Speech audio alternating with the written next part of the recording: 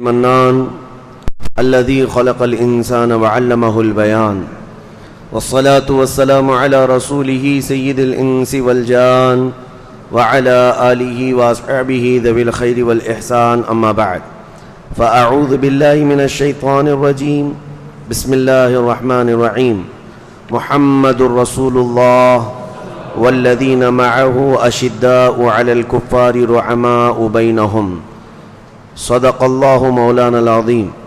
بارگاہ رسالت میں آپ صلی اللہ تعالیٰ علیہ وسلم میں درود پاک کا ہدیہ پیش کریں۔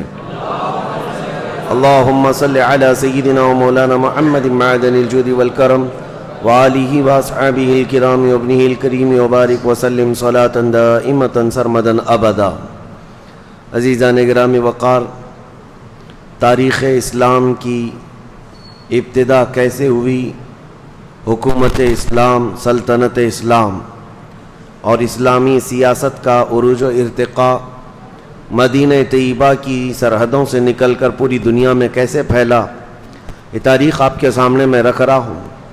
ہر سال ہم کربلا کی داستان سنتے ہیں، لیکن مسلمانوں کو چاہیے کہ کربلا سے پہلے کیا ہوا تھا، کربلا کے بعد کیا ہوا، یہ حقیقت بھی جانیں، تاریخ پوری سمجھیں کہ کربلا کا سفر ہونے تک حضور پاک صلی اللہ تعالیٰ علیہ وسلم کی زندگی پاک سے لے کر حالات کس طرح سے تھے، کہاں تک پہنچے، اور کن وجوہات کی بنیاد پر، اور کون سے وہ ایسے اسباب تھے جن کی بنیاد پر وہ کربلا جیسی جنگ واقع ہو گئی۔ ظاہر سی بات ہے، کوئی ایک بڑا سبب ہوتا ہے، دو قوموں کے درمیان، دو جماعتوں کے درمیان اگر مڈبھیڑ ہو جائے تو کوئی سبب ہوتا ہے۔ اس لیے پہلے تاریخ اسلام کو آپ سب کے ذہنوں میں محفوظ ہونا ضروری ہے، اور یوں بھی ہر مسلمان کی یہ ذمہ داری ہے کہ وہ اپنی دین کی تاریخ نہیں یاد رکھے گا تو کس کی یاد رکھے گا؟ نبی کریم صلی اللہ تعالیٰ علیہ وسلم کا ظاہری دور جب ختم ہوا، کل جیسے کہ میں نے آپ کے سامنے عرض کیا تھا، 11ویں ہجری تھی، ہجرت کا 11واں سال، ربیع الاول شریف کا مہینہ تھا، اور رسول کریم صلی اللہ تعالیٰ علیہ وسلم اپنے آخری حج سے فارغ ہو کر تشریف لائے تھے، حجۃ الوداع جس کو کہا جاتا ہے، اور 13 ربیع الاول شریف کو میرے آقا صلی اللہ تعالیٰ علیہ وسلم کی وفات ہوئی۔ آپ اس ظاہری دنیا سے پردہ فرما گئے۔ یہ امت کے لیے بہت ہی کٹھن مسئلہ تھا۔ وہ صحابہ جو ہمہ وقت رسول کریم صلی اللہ تعالیٰ علیہ وسلم سے خوشہ چین ہوتے تھے، ہمیشہ حضور کی صحبت میں رہنا پسند کرتے، ان کے لیے اچانک نبی کریم صلی اللہ تعالیٰ علیہ وسلم کا مجلس میں سے چلا جانا چھوٹا صدمہ نہیں تھا، بہت بڑا صدمہ تھا، اور یہ حالات اس قدر دیگرگوں ہو سکتے تھے کہ نظام درہم برہم ہو سکتا تھا، لیکن چونکہ یہ اللہ تعالیٰ کا دین ہے اور اس کی حفاظت خود اللہ نے اپنے ذمے میں لی ہے، اس دین کا بیڑا چلنا ہی ہے۔ حضور پاک صلی اللہ تعالیٰ علیہ وسلم کی وفات کے بعد دین کا کام نہ رکا نہ تھما۔ یہ اور بات ہے کہ صدمہ بہت بڑا تھا صحابہ پر، بہت بڑا تھا۔ اکثر صحابہ کرام، صحابہ تو صحابہ ہے جو حضور صلی اللہ علیہ وسلم پر جان و مال نچھاور کرتے تھے، جانوروں کا حال بھی یہ تھا۔ جو نبی کریم صلی اللہ تعالیٰ علیہ وسلم کی سواریاں ہیں، قصوہ جو حضور کی اونٹنی تھی جس پر حضور صلی اللہ علیہ وسلم نے آخری حج ادا فرمایا، حضور کی وفات کے بعد اس اونٹنی نے تو کھانا پینا چھوڑ دیا تھا، نہ کھاتی تھی نہ پیتی تھی، کچھ نہیں، یہاں تک کہ حضرت ابوبکر صدیق رضی اللہ تعالیٰ عنہ اس کے پاس جاتے، یہ رسول اللہ کی سواری ہے، کوئی چیز کھانے کی سامنے کرتے تو اپنے پیروں سے اس کو ہٹا دیتی، اور اس اونٹنی کے روتے روتے آنکھیں اندھی ہو گئی تھیں۔ نبی پاک صلی اللہ علیہ وسلم کی وفات کا غم جب ان کی سواریوں میں تھا تو صحابہ میں کتنا ہوگا۔ اور حضور کا جو خچر ہے، نبی کریم صلی اللہ تعالیٰ علیہ وسلم کے لیے خچر کی ایک سواری تھی، اس خچر کا حال یہ تھا کہ وہ مدینہ طیبہ کی گلیوں میں دیوانہ وار پروانہ وار گھومتا رہتا، اور یہاں تک کہ جس کنویں سے میرے آقا صلی اللہ تعالیٰ علیہ وسلم کو آخری غسل دیا گیا تھا، بیر غرس، آج بھی وہ مدینے میں موجود ہے، اس کنویں میں اس خچر نے چھلانگ لگا دی اور وہاں موت کا شکار ہوا۔ یہ جانوروں کی محبت تھی، تو صحابہ کرام پر کیسا صدمہ ہوا ہوگا، حضور کا ان کی آنکھوں سے اوجھل ہو جانا۔ حضرت فاطمہ الزہرا رضی اللہ تعالی عنہا کے اشعار اگر پڑھیں تو سمجھ میں آتا ہے، اپنے والد گرامی کی وفات پر جو انہوں نے اشعار کہے تھے وہ بڑے غم میں ڈوبے ہوئے تھے، آج بھی ہم پڑھتے ہیں تو آنکھیں بھیگ جاتی ہیں۔ تو اتنے بڑے غم اور اتنے بڑے صدمے کے بعد اور اتنے بڑے مشن کو لے کر کے چلنا آسان کام نہیں۔ جب کوئی تحریک چلتی ہے، کوئی تنظیم شروع ہوتی ہے یا ایک کوئی سوسائٹی قائم ہوتی ہے، تو جو اس کا مین آدمی ہوتا ہے اسی سے وہ سارا نظام چل رہا ہوتا ہے۔ اگر وہ مین آدمی ختم ہو گیا یا نکل گیا تو اس تحریک میں، تنظیم میں ٹھنڈی آ جاتی ہے، لوگ ادھر ادھر ہو جاتے ہیں، بکھر جاتے ہیں۔ لیکن دین اسلام ایک صرف تنظیم یا ایک چھوٹی سی تحریک نہیں تھی جو صرف مدینے کی باؤنڈری کے اندر محدود ہو۔ دین اسلام وہ آفاقی دین تھا جس کو مدینے سے نکل کر پوری کائنات میں پھیلنا تھا، اور یہ دین پوری دنیا کے لیے آیا، کائنات کے لیے آیا، اور محدود وقت کے لیے نہیں، صبح قیامت تک کے لیے آئے۔ اب دوسرا دین آنا نہیں ہے، نہ دوسرا نبی آنا ہے۔ تو اب اس دین اسلام کے اس بڑے کاز کو، اس بڑے مشن کو لے کر چلنا صحابہ کی ذمہ داری تھی۔ اسی لیے میرے عزیزو، ان صحابہ کی عظمتوں پر کروڑوں سلام، صحابہ کی عظمتوں پر ہماری جانیں قربان۔ غم میں آ کر کے انہوں نے کوئی ایسا فیصلہ نہیں لیا کہ ہم مدینے چھوڑ دیں گے یا اب حالات ختم ہو گئے نکل جائیں گے، نہیں۔ حالانکہ جنگ احد میں، احد کی جنگ جو ہے وہ 3 ہجری میں ہوئی تھی، نبی پاک صلی اللہ تعالیٰ علیہ وسلم بنفس نفیس شریک ہیں جنگ احد میں، لیکن کافروں کی طرف سے، شیطان کی طرف سے یہ افواہ پھیلا دی گئی تھی حضور صلی اللہ علیہ وسلم کا قتل ہو گیا ہے۔ تو جو صحابہ وہاں موجود تھے، 700 صحابہ تھے جنگ احد کے اندر، ان میں سے اکثر صحابہ جیسی ہی یہ خبر پھیلی، اکثر نہ صحیح لیکن کچھ صحابہ، ان کے ہاتھوں سے تلوار چھوٹ گئی اور وہ اسی طرح دم بخود کھڑے رہ گئے۔ کفار مار رہے ہیں، تلواریں سونتے ہوئے، تیر تانے ہوئے، لیکن صحابہ کے ہاتھوں سے تلواریں چھوٹ گئیں اور وہ لڑنا ہی نہیں چاہتے تھے۔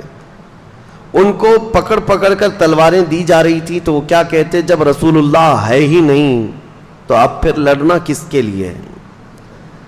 ہم نے سنا ہے کہ نبی پاک صلی اللہ تعالیٰ علیہ وسلم کی شہادت ہو گئی، انتقال ہو گیا۔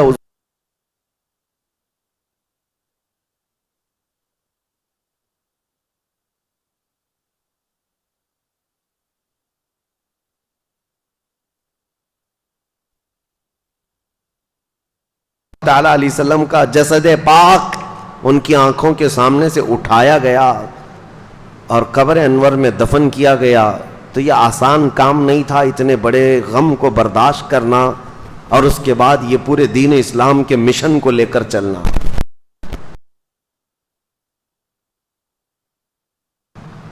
اب کون امیر ہوگا، کون سردار ہوگا، یہ بھی بات چھڑ جائے گی۔ امام کے جانے کے بعد کوئی نائب ہو، کوئی ان کا جانشین ہو، اس کے لیے قوم میں ظاہر سی بات ہے اختلافات آئی جائیں گے۔ طرفہ یہ کہ نبی پاک صلی اللہ تعالیٰ علیہ وسلم نے اپنی زندگی میں کسی کو بھی جانشین بنایا نہیں، کسی کو خلیفہ مقرر نہیں فرمایا۔ یہاں سے میں آپ کو محرم الحرام کے بیانات میں یہ جو جملہ میں کہہ رہا ہوں محفوظ رکھ کر کے جائیں۔ ہم میں اور شیعہ لوگوں میں فرق یہی ہے، وہ ایسی روایتیں بیان کرتے ہیں جس سے یہ مستفاد ہو کہ صرف اور صرف حضور صلی اللہ تعالیٰ علیہ وسلم کے بعد اگر کوئی خلیفہ بننے کے لائق تھا یا جانشین تھا تو مولا علی کرم اللہ وجہہ الکریم تھے، بلکہ وہ یہاں تک کہتے ہیں وصی رسول اللہ، رسول اللہ نے ان کے لیے وصیت کی تھی، وہ رسول پاک صلی اللہ علیہ وسلم کے جانشین تھے، اعلان ہو چکا تھا۔ یہ سب چیزوں کے لیے میں ایک ہی سوال کرتا ہوں، صدیق اکبر کس کا نام ہے؟ نبی پاک صلی اللہ تعالیٰ علیہ وسلم کی ایک چھوٹی سی چیز کو بھی جو ریلیٹڈ ہو وہ چھوڑنا گوارا نہیں کرتے. بال کے برابر بھی، وہ کہتے ہیں صحابہ بال برابر بھی حضور کی اداؤں سے یا حضور کی منشا سے ہٹ کر کے وہ کوئی کام کرنا پسند نہیں کرتے تھے، چاہے پوری دنیا الگ ہو جائے. میں ایک سوال کرتا ہوں کہ اگر وصیت ہو چکی تھی رسول اللہ کی، اعلان ہو چکا تھا، تو کیا سیدنا ابو بکر صدیق رسول اللہ کی وصیت کے خلاف جا کر اپنی کرسی قائم کر سکتے تھے؟ یہ عقل میں آنے والی بات نہیں. وہ ابو بکر صدیق رضی اللہ تعالیٰ عنہ جو رسول اللہ صلی اللہ علیہ وسلم کی پیروی میں اور ان کی سنتوں میں اس قدر حساس تھے کہ روز اول سے وہ ایمان لائے ہوئے ہیں. سب سے پہلے اسلام لانے والوں میں نام ہے. ہر وقت رسول پاک صلی اللہ تعالیٰ علیہ وسلم کے ساتھ کھڑے ہونے والے. اگر حضور نے اعلان کر دیا ہوتا تو کیا حضرت ابو بکر صدیق اس کی نافرمانی کرتے، اس فرمان کے خلاف جاتے؟ ممکن ہی نہیں لگتا، ممکن ہی نہیں لگتا. اس لیے میں آپ کو یہ بتا رہا ہوں کہ اس روایت کو محفوظ رکھ لو اپنے ذہنوں میں کہ حضور نے اپنی پوری زندگی میں کسی کو اپنا جانشین مقرر نہیں فرمایا، کسی کو خلیفہ بنایا نہیں. یہ مسلم بات ہے. اگر رسول کریم صلی اللہ تعالی علیہ وسلم بناتے، ایک روایت امام جلال الدین سیوطی رحمۃ اللہ تعالی علیہ کی تاریخ الخلفاء سے میں آپ کے سامنے رکھ رہا ہوں. امام جلال الدین سیوطی بہت بڑے محدث ہیں. ان کی یہ روایت ہے، آپ فرماتے ہیں کہ رسول پاک صلی اللہ تعالی علیہ وسلم کے جانشینی کے اور خلافت کا اعلان نہ کرنے کی وجہ کیا ہے؟ کیوں نہیں منتخب فرمایا کسی کو بنا دیتے، خلیفہ بنا دیتے، جانشین بنا دیتے، لیکن بنایا کیوں نہیں؟ اس میں کیا وجہ ہے؟ امام جلال الدین سیوطی کی یہ روایت تاریخ الخلفاء میں موجود ہے. فرماتے ہیں کہ نبی پاک صلی اللہ تعالی علیہ وسلم نے خود فرمایا، اگر میں تم پر کسی خلیفہ کو مقرر کر دوں اور تم میں سے کوئی بھی اس کی نافرمانی کر دے یا اس کی اطاعت سے تھوڑا بہت بھی ادھر ادھر کر دے تو اللہ کا عذاب آ جائے گا. کیونکہ رسول پاک صلی اللہ تعالی علیہ وسلم کا فرمان عالی شان ہے. تو امام جلال الدین سیوطی رحمۃ اللہ علیہ یہ روایت فرماتے ہیں کہ حکمت اللہ بہتر جانے، دین اسلام کا یہ اتنا بڑا لہلہاتا ہوا باغیچہ جو 14 صدیوں سے آج تک ہم تک پہنچا ہوا ہے، اس کے پتوں کو، اس کے پھولوں کو، اس کے پھلوں کو کتنی مرتبہ لوگوں نے ظلم کے ہاتھوں سے مروڑ دیا، لیکن اس کی شاخیں آج بھی ہری بھری ہیں، آج بھی ہری بھری ہیں. اور اسی لیے شاعر نے بہت اچھے انداز میں کہا ہے، آج خلفائے اسلام کی تاریخ شروع کر رہا ہوں، خلافت کے اسباب بتا رہا ہوں، خلافت ہوتی کیا ہے. اس سے پہلے یہ شعر بہت ہی موزوں و مناسب ہے، اسلام تیری نبض نہ ڈوبے گی حشر تک، تیری رگوں میں رواں خون ہے 4 یار کا. خلفائے اسلام کی قربانیاں بھی ہیں اس میں. اب معاملات کہاں سے شروع ہوئے؟ اب تاریخ سنیے. حضور پاک صلی اللہ تعالی علیہ وسلم کی وفات ہو گئی. پیر کا دن تھا. حضور کی پیدائش کا دن بھی پیر ہے، حضور کی وفات کا دن بھی پیر ہے، دوشنبہ. پیر کے دن جیسی انتقال ہوا نبی کریم صلی اللہ تعالی علیہ وسلم کا، پہلی بات تو صحابہ اکرام رضوان اللہ تعالی علیہ مجمعین کے معاملات کے لیے ایک مسلم ہمارا عقیدہ اہل سنت و جماعت کا، توجہ سے سن لو، توجہ سے. صحابہ اکرام فرشتے نہیں ہیں، انسان ہیں. حضور صلی اللہ تعالی علیہ وسلم کے جتنے اصحاب ہیں وہ سب انسان تھے، اور صحابہ اکرام رضوان اللہ تعالی علیہ مجمعین کے درمیان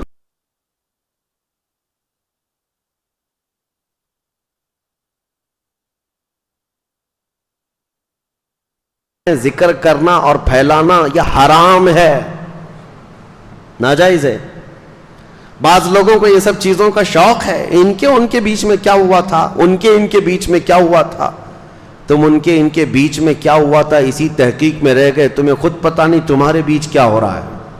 تمہارے ایمان کا اندازہ کرو. وہ ایسے بزرگ ہیں ایسے کہ جن کے بارے میں میرے آقا صلی اللہ علیہ وسلم نے فرمایا ہے کہ میرا ایک صحابی جو کے دانے کے برابر خیرات کر دے اور پوری امت احد پہاڑ کے برابر سونا خیرات کرے تب بھی میرے صحابی کی خیرات کے برابر نہیں ہو سکتا. صحابی کے درجے کو پہنچ ہی نہیں سکو گے. نبی پاک صلی اللہ تعالی علیہ وسلم نے فرمایا اللہ اللہ فی اصحابی،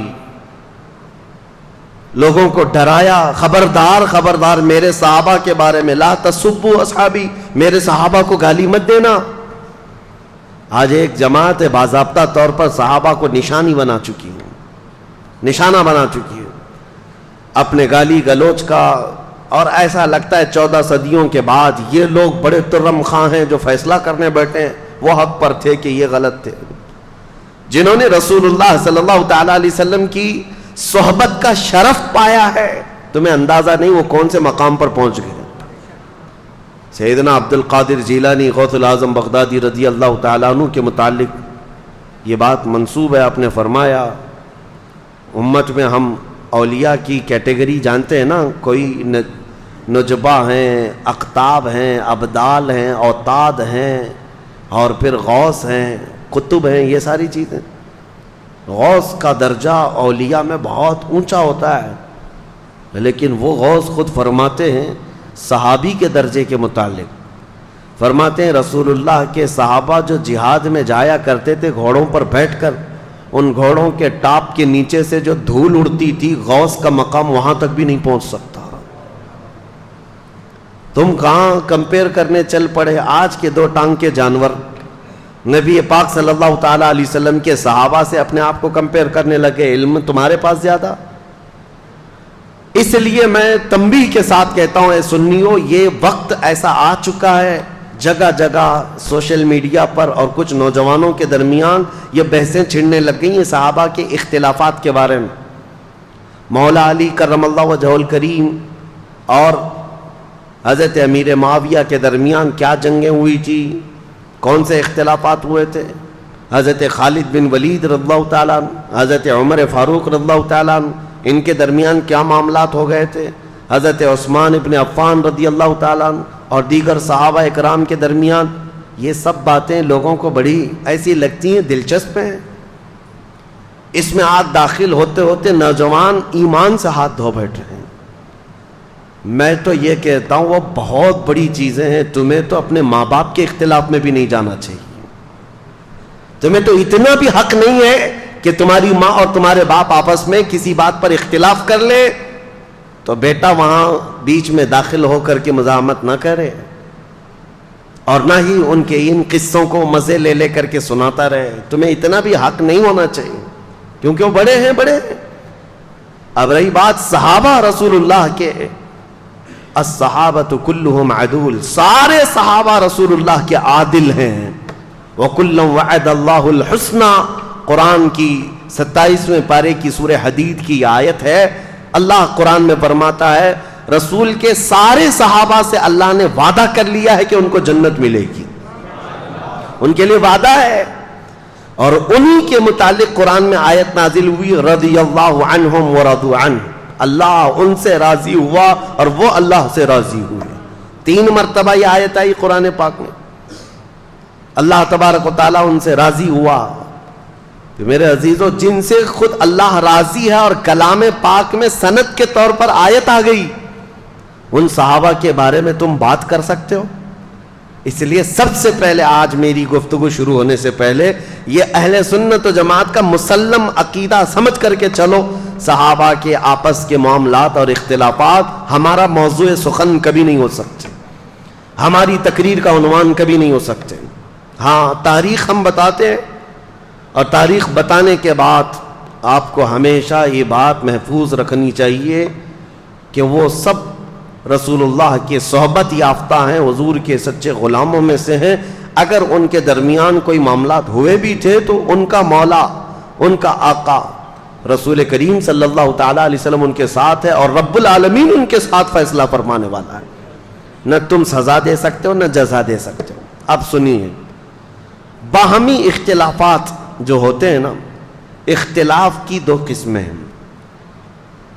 میں اب بات آ گئی ہے تو آج یہ بات بھی عرض کر دوں، کیونکہ اختلافات کثرت سے ہیں، علماء میں بھی ہیں، بڑے بڑے طبقے میں اختلافات۔ اختلاف دو قسم کے، ایک اختلاف محمود ہے اور ایک اختلاف مذموم ہے۔ اختلاف محمود جو ہے اچھا ہے، اور اختلاف مذموم بہت برا ہے۔ محمود اچھے اختلاف کو کہتے ہیں، تو آپ سوچیں گے کیا بھلا اختلاف بھی کوئی اچھا ہوتا ہے؟ ہاں ہوتا ہے، کیونکہ یہ بھی موجود ہے کہ حضور صلی اللہ تعالیٰ علیہ وسلم کی امت کے علماء کا اختلاف امت کے لیے رحمت ہے، اس پر باضابطہ کتاب ہے، موجود ہے۔ لیکن وہ اختلاف محمود، اس کے پورے شرائط ہیں، کیسے اختلاف ہوگا؟ مثال کے طور پر حق پہچاننے کے لیے، حق جاننے کے لیے دونوں بھاگ رہے ہیں، دونوں دوڑ رہے ہیں۔ اس کی ایک مثال میں آپ کو دے دوں۔ رسول پاک صلی اللہ تعالیٰ علیہ وسلم نے صحابہ کی ایک جماعت کو، بنو قریظہ ایک محلہ تھا، ایک قبیلہ تھا مدینے سے باہر، کہا کہ تم جلدی سے نکلو، عصر تک وہاں پہنچ جانا، اور اتنی جلدی جاؤ کہ عصر کی نماز وہیں جا کے پڑھنا، مدینے سے نکل جاؤ۔ حضور نے بھیجا۔ اب یہ صحابہ کی ایک جماعتیں جا رہی ہے، چل رہے تھے، بیچ راستے میں عصر کا وقت اتنا ہو گیا کہ سورج ڈوبنے کے قریب آیا، لیکن یہ ابھی اپنی منزل نہیں پہنچے۔ تو اب صحابہ کی جماعت میں اختلاف، آدھے صحابہ یہ کہنے لگے ہم نماز یہاں پڑھ لیں گے، سورج ڈوب جائے گا، عصر قضا ہو جائے گی۔ حضور کے فرمانے کا مقصد یہ نہیں ہے کہ عصر چھوڑ کر کے جاؤ، حضور نے فرمایا تھا جلدی جاؤ۔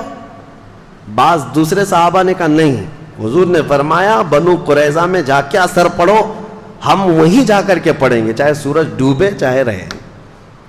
کہا رسول اللہ نے فرمایا ہے تو ہم وہی کریں گے۔ اختلاف ہوا نا، دونوں کے درمیان اختلاف، لیکن اس اختلاف کی وجہ سے ان دونوں نے آپس میں ایک دوسرے کو گالی گلوچ تو نہیں کیا، ایک دوسرے کے خاندان کو نہیں بولا۔ دونوں کی مرضی، دونوں کا مقصد حق کو پہچاننا، صحیح منزل تک پہنچنا، دونوں کی خواہش تھی، نیک خواہشات ہیں، اس میں اختلاف ہوا۔ بہرحال آدھے لوگوں نے نماز پڑھ لی، اور آدھے جو نماز نہیں پڑھے تھے وہ بنو قریظہ تک پہنچے، سورج ڈوب گیا، عصر قضا ہو گئی۔ اب یہ مسئلہ کون صحیح کون غلط آپ بتا سکتے ہو؟ یہ دونوں جماعتوں میں کس نے صحیح کیا کس نے غلط کیا؟ اٹکل پچھو مارو گے تو اپنے دماغ سے کچھ بھی بولو گے۔ ہاں نماز پڑھنے والے تو صحیح تھے، نماز چھوڑ دیا انہوں نے۔ میرے عزیزو، نماز انہوں نے اپنی طبیعت کی مان کر نہیں چھوڑا، حضور کے فرمان کو سمجھ کر۔ حضور نے فرمایا وہاں جا کر کے پڑھو، ان کا منشا یہی تھا۔ دونوں جماعتیں حق کی متلاشی تھیں، لیکن یہ مسئلہ رسول پاک کی حیات میں واقع ہوا تھا، ظاہری حیات میں، تو رکھ دیا گیا سامنے۔ اللہ کے حبیب صلی اللہ تعالیٰ علیہ وسلم سے عرض کیا گیا، یا رسول اللہ صلی اللہ علیہ وسلم، دونوں جماعتوں میں ایسا اختلاف ہوا، آدھے لوگوں نے نماز پڑھ لی آدھے نے نہیں پڑھی، کیا ہے اس کا مسئلہ؟ حضور صلی اللہ تعالیٰ علیہ وسلم نے کیا فرمایا؟ یہ میرے صحابہ کی دونوں جماعتیں حق پر ہیں، دونوں حق پر ہیں۔ یہاں سے پتہ چلا کہ حق کی تلاش میں نکلنے والا اختلاف وہ محمود ہوتا ہے، دونوں اللہ رب العزت کی رضا چاہتے ہیں، باقی اور کوئی مقصد نہیں۔ صحابہ میں بھی جو باتیں ہوئی ہیں وہ حق کو پہنچنے کے لیے، اللہ کی رضا حاصل کرنے کے لیے، وہ ایسا نہیں ہے کہ اپنی مرضی اور اپنے پیٹ سے کوئی چیز نکلی اور اس پر لڑ پڑے ہوں، نہیں، اللہ کی رضا۔ ایک بندے کو لگتا ہے اس میں اللہ کی رضا ہے، دوسرے کو لگتا ہے اس میں اللہ کی رضا ہے۔ اللہ کی رضا حاصل کرنے میں یہ اختلاف جو ہوا وہ اختلاف محمود ہے، اور اپنی نفسانی خواہشات کے لیے جو اختلاف ہوتا ہے اس کو اختلاف مذموم کہتے ہیں، جو آج بہت ساری جگہوں پر واقع ہو چکا ہے۔ پرسنل دشمنی، ذاتی دشمنی کے لیے دین کا بھی استعمال، قلم کا بھی استعمال، زبان کا بھی استعمال، گالی گلوچ کسی بھی حد تک لوگ جانے کو تیار ہو جاتے ہیں۔ یہ اختلاف محمود نہیں، اختلاف مذموم۔ کسی عالم کی تحقیقات سے اگر آپ کو اختلاف ہے تو ادب کے دائرے میں اس کا اختلاف کر سکتے ہو آپ، ادب کے دائرے میں۔ ایسے اختلافات کی ایک بہت لمبی فہرست ہے، لیکن ابھی آج ہمارا وہ ٹاپک نہیں ہے۔ میں نے یہ بات کیوں شروع میں رکھی؟ وجہ یہ ہے کہ رسول پاک صلی اللہ تعالیٰ علیہ وسلم کی وفات کے فوراً بعد ہی صحابہ میں آپس میں یہ باتوں میں اختلاف اس حد تک کا نہیں ہے کہ یہ ادھر الگ دھڑا ہو گیا، ایک دھڑا ادھر ہو گیا اور ایک دوسرے سے بات چیت نہیں کرتے، ایسا نہیں ہے۔ حضور پاک صلی اللہ تعالیٰ علیہ وسلم کا جسم مبارک ابھی حجرے میں رکھا ہے، صحابہ موجود تھے، اختلاف اس بات پر ہوا کہ حضور صلی اللہ تعالیٰ علیہ وسلم کو غسل دیا جائے گا کہ نہیں دیا جائے گا۔ بات تھی، آدھے صحابہ یہ کہتے تھے کہ حضور صلی اللہ تعالیٰ علیہ وسلم کو غسل دیں جیسے سارے لوگوں کو غسل دیا گیا ہے، غسل موت کے بعد جو غسل ہے۔ اب حضور صلی اللہ تعالیٰ علیہ وسلم کے لباس پاک کو کوئی ہٹائے، حضور کے لباس کو کوئی ہٹائے اور کوئی دوسرا غسل دے، ان معاملات کو لے کر کے صحابہ حجرے میں کھڑے ہو کر کے آپس میں یہ باتیں کر رہے تھے۔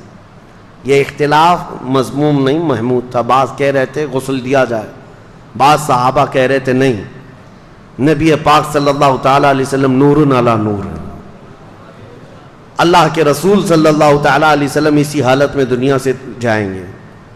صحابہ میں یہ بات ابھی چل رہی تھی، حدیث شریف ہے، صحیح حدیث ہے بخاری کی بھی، کہ اچانک وہ حجرے میں جتنے کھڑے صحابہ تھے، چھوٹا حجرہ تھا، بہت سارے لوگ اندر آ نہیں سکتے تھے، جتنے صحابہ کھڑے تھے وہ کہتے ہیں ہم کو غنودگی طاری ہوئی، نیند آ گئی، آنکھیں جھپکیں اور سب کے سب وہاں پر اونگنے لگ گئے۔ تھوڑی دیر جھپکی آئی، پھر آنکھیں کھلی تو دیکھتے ہیں حضور کو غسل دیا ہوا ہے، نبی پاک صلی اللہ تعالیٰ علیہ وسلم غسل شدہ ہیں، پانی کے قطرات ٹپک رہے ہیں، مسئلہ حل ہو گیا، اب لڑنا کسی بات پر نہیں تھا۔ دوسرا اختلاف اس بات پر ہوا کہ نبی پاک صلی اللہ تعالیٰ علیہ وسلم کو کہاں دفن کیا جائے۔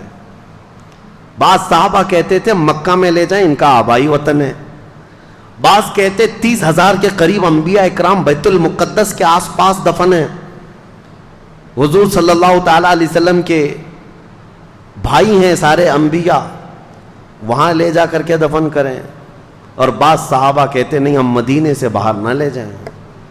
یہ اختلاف تھا، 3 جماعتیں تھیں۔ پھر سیدنا ابو بکر صدیق رضی اللہ تعالیٰ عنہ سے یہ حدیث آپ نے سنائی کہ میرے آقا صلی اللہ تعالیٰ علیہ وسلم نے اپنی زندگی میں فرمایا تھا اللہ کے ہر نبی کو وہیں دفن کیا جاتا ہے جس جگہ ان کی روح قبض کی جاتی ہے۔ مسئلہ حل ہو گیا۔ ہاں، فرمایا کہ حضور صلی اللہ تعالیٰ علیہ وسلم کی روح پاک یہاں قبض کی گئی حضرت عائشہ کے مکان میں، تو اب یہیں دفن ہوں گے، اس بات کا بھی خلاصہ ہوا۔ اب ان کے بعد حضور اکرم صلی اللہ تعالیٰ علیہ وسلم کی تدفین کے بعد نماز جنازہ کے بارے میں بہت سارے لوگ پوچھتے ہیں حضور کی جنازے کی نماز کیسے ہوئی۔ وہ ایک ساتھ جمع غفیر کے نماز ادا نہیں کی گئی تھی، بلکہ حضور صلی اللہ تعالیٰ علیہ وسلم کے جسم پاک کو حجرے میں ہی رکھا گیا تھا، اور صحابہ کی ایک ایک جماعت آتی تھی، نماز پڑھتی تھی اور چلے جاتے تھے۔ بلکہ یہ اس نماز جنازہ کے بارے میں بھی صحابہ میں باتیں ہوئی کہ کون پڑھے گا، کون پڑھائے گا، کس طرح سے۔ اب اس میں پھر حضور کی ہی ایک روایت حدیث صحابہ نے سنائی کہ اللہ کے نبی نے فرمایا کہ تم سب کے سب میرے حجرے سے باہر چلے جانا۔ سب سے پہلے حضور صلی اللہ تعالیٰ علیہ وسلم کے جسم اقدس کے پاس نماز جنازہ کے لیے کوئی اور نہیں، جبرائیل امین آئیں گے، سید الملائکہ حاضر ہوئے فرشتوں کی جماعت کے ساتھ، پھر ان کے بعد حضرت میکائیل علیہ السلام، پھر حضرت اسرافیل علیہ السلام، پھر حضرت اسرائیل علیہ السلام، انہوں نے نمازیں ادا کیں فرشتوں کی جماعتوں کے ساتھ، اور ان کے جانے کے بعد پھر حضرت ابو بکر صدیق اندر آئے صحابہ کی جماعت کے ساتھ، پھر ایک کے بعد دیگر صحابہ داخل ہوئے اور سبوں نے اپنی اپنی نمازیں ادا کیں۔ اب یہاں ایک مسئلہ بتاؤں، نماز جنازہ جو ہوتی ہے وہ میت کی بخشش اور اس کی مغفرت کی دعا کے لیے ہوتی ہے۔ اب رسول پاک صلی اللہ تعالیٰ علیہ وسلم کی نماز جنازہ پڑھنے والے حضور کے لیے مغفرت کی دعا کرنے گئے تھے، حضور کی بخشش کا سوال کرنے گئے تھے۔ ارے وہ رسول جو ہاتھ نہ اٹھائے تو قیامت میں کسی کا حساب نہ ہو۔ نماز جنازہ 2 طریقے کی ہے، اسی لیے فرمایا گیا نماز جنازہ میں حاضر ہو جاؤ، تمہاری کثرت جو ہوگی تمہاری جماعت ہوگی, تم اس کی مغفرت کی دعا کرو گے, اللہ میت کو معاف کر دے گا. ایک روایت. اور فرمایا اگر کوئی بہت نیک انسان کا انتقال ہوا تب بھی جنازہ پڑھو, اس لیے کہ جتنے شریک ہوں گے ان کے گناہ معاف ہو جائیں گے. تو وہاں یہ مسئلہ بھی حل ہے. رسول کریم صلی اللہ تعالی علیہ وسلم کے نماز جنازہ میں جو گئے تھے وہ سب کے سب مستفیض ہو کر کے آئے, حضور سے انوار و برکات لے کر کے آئے. دفن کی بعد بدھ کے دن حضور صلی اللہ تعالی علیہ وسلم کی تدفین ہوئی. 2 دن کے بعد, پیر کے بعد سے لے کر کے بدھ کے دن تک نبی پاک صلی اللہ تعالی علیہ وسلم کے کثیر صحابہ تھے, نماز پڑھنے میں ہی یہ وقت نکلتا رہا. اور تدفین کے بعد اب جو معاملہ سب سے پہلے درپیش ہے مسلمانوں کی امامت کا, مسلمانوں کی عمارت کا. حضور کے جاتے ہی اختلافات اس قدر ہو گئے تھے باہر صحابہ میں نے, دیگر لوگوں میں جو نفس پرست لوگ تھے. کچھ تو نبوت کا جھوٹا دعویٰ بھی کر بیٹھے ہیں. حضور کے جاتے ہی اسود عنسی نام کا ایک شخص کھڑا ہوا, مسیلمہ کذاب ایک شخص کھڑا ہوا, اور لوگوں میں کثرت سے وہ اپنا انفلوئنس بڑھاتے ہوئے, اثر و رسوخ بڑھاتے ہوئے لوگوں کو اپنی طرف مائل کیا. میں اور سچا رسول ہوں, میں اور سچا نبی ہوں, ایسا سہولت دینے لگا. جو سہولت کے پیچھے بھاگتے ہیں وہ ایسے نبیوں کے پیچھے بھاگتے ہیں. شریعت حضور صلی اللہ تعالیٰ علیہ وسلم کی, اسی لیے مسلمانوں ہمیشہ یاد رکھو کہ اگر تم تن آسانی چاہو گے تو شیطان کسی بھی گڑھے میں لے جا کے تمہیں گرا دے گا. تم ہمیشہ یہ یاد رکھو میری طبیعت چاہے یا نہ چاہے, جو میرے مصطفیٰ کی شریعت ہے وہی حق ہے. لوگ آتے ہیں بیوی کو 3 طلاق دے دیا, ہم نے بتا دیا ہے کہ ہو گئی ہے, پھر وہ ایسا کوئی مولوی ڈھونڈتے ہیں جو اس سے کہے کہ نہیں ہوئی, ابھی رہ سکتا ہے. وہ ڈھونڈتے رہتے ہیں کہیں نہ کہیں سے, سہولت چاہتے ہیں. جبکہ صحیح احادیث اور صحیح قرآن کی آیات سے جو مسئلہ مل گیا تو اس کے بعد اپنی خواہشات کو ختم کر دو, یہی شریعت ہے. اور لوگوں کو آسانی چاہیے. روزے میں بھی کوئی 1 گھنٹہ پہلے افطار کرنے کی پرمیشن دینے لگ جائے تو اس کے بھی بہت سارے مرید بن جائیں گے کہ ہمارے یہاں کنسیشن ہے. بہت سارے ایسی جگہوں پر بنتے بنتے فرقے اسی لیے بن گئے شیطان کے, وہ آلہ کار بن جاتے ہیں, شیطان ان کو لے جاتا ہے. وہ جھوٹے نبی جو پیدا ہوئے تھے حضور کی وفات کے فوراً بعد, وہ ایسی ہی سہولتیں بانٹ رہے تھے کہ ہمارے ہاں ایسا ہے, ہمارے ہاں اتنی نمازیں نہیں, ہمارے ہاں اتنی زکوٰۃ بھی نہیں دینی, آؤ پیچھے چلو, جہاں جنگ میں غنیمت کا مال آئے گا وہ سب بانٹیں گے ہم. وہ الیکشن کی طرح ایک پارٹی اتنا اعلان کرے, دوسری پارٹی اس سے زیادہ اعلان کرے. ایک کہے بجلی فری تو دوسرے کہے عورتوں کو ٹکٹ فری. یہ لوگوں کو بہلانے اور پھسلانے کے جو ترغیبی انعامات ہوتے ہیں. میرے عزیزو ایک بات یاد رکھنا, شریعت مصطفیٰ صلی اللہ تعالیٰ علیہ وسلم میں اگر کوئی اس طرح کی چیزیں لائے تو اس کو نکال کر پھینک دینا. اگر کانٹوں پر بھی چلنا پڑے تو مجھے وہی راستہ پسند ہے جو میرے مصطفیٰ کریم کا ہے, وہی راستہ ہے. اب حضور اکرم صلی اللہ تعالیٰ علیہ وسلم کی تدفین کے بعد جو سب سے اہم معاملہ تھا وہ امامت کا تھا, خلافت کا تھا. اب کون امیر ہوگا, کون امام ہوگا مسلمانوں کا, یہ ایک ایسی سچویشن تھی صحابہ کے لیے کہ اگر یہ فوری طور پر حل نہیں ہوتا تو دشمنان اسلام ان کی جماعتوں کو ٹکڑے کر دیتے. صحابہ اکرام کے دشمن کم نہیں تھے, یہ لڑ رہے تھے, مسلسل لڑ رہے تھے. کتنے بازنطینی حکومتیں, ایرانی حکومتیں, رومی حکومتیں سب ان کے دشمن بنی بیٹھی ہوئی تھیں. ساسانی حکومتیں, بہت ساری حکومتیں ان کی دشمن بنی بیٹھی ہوئی ہیں. اگر ایسے میں ان کا کوئی امیر نہیں ہوتا, اگر کوئی ان کا خلیفہ نہیں, اگر امام نہیں ہوتا تو پھر دوسری حکومتوں کو مدینے پر چڑھائی کرنے میں ذرا برابر وقت نہیں لگتا. اور پھر پلس ہوا کیا ہے, کچھ تو لوگ مرتد ہو رہے تھے. مرتد کہتے ہیں اسلام کو چھوڑ کر پھر جانا. کچھ لوگ زکوٰۃ کے منکر بن گئے, کہا ہم زکوٰۃ نہیں دیں گے, اور رسول اللہ کے زمانے میں دیتے تھے اب نہیں دیں گے, وہ پھر گئے, مرتد ہو گئے. اور کچھ وہ اسود عنسی, طلحہ بن خویلد اور اس کے علاوہ مسیلمہ کذاب جیسے جھوٹے نبی. ارے جھوٹے نبیوں کی ایسی تعداد بڑھتی جا رہی تھی کہ ایک عورت بھی نکل آئی اس میں کہ میں بھی نبی ہوں، اور نبوت کا دعویٰ کرتے کرتے وہ جا کر مسیلمہ کذاب، وہ بھی نبوت کا دعویٰ کیا تھا، اس سے جا کے شادی بھی کر لی. ایک ہی گھر میں دو جھوٹے، شوہر بھی اور بیوی بھی، اور یہ کذاب دجال.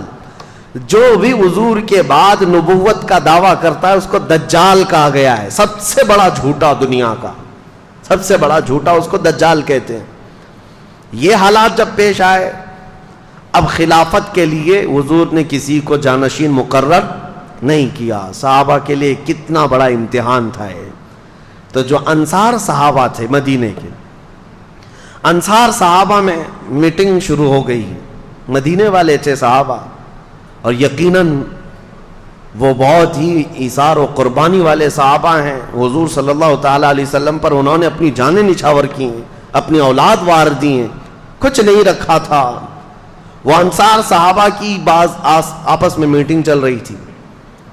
وہ آپس میں سعد ابن عبادہ رضی اللہ تعالیٰ یا پھر دیگر صحابہ اکرام کو آگے بڑھا کر وہ یہ کہہ رہے تھے کہ اب ہم آپ کو امیر مقرر کرتے ہیں، کیونکہ رسول اللہ صلی اللہ علیہ وسلم سے ہمارے جو تعلقات ہیں، انصار کے لیے جو حضور نے دعائیں کی ہیں وہ بہت زیادہ ہیں، تو خلافت کا حق یا امیر بننے کا حق انصار کو ہے.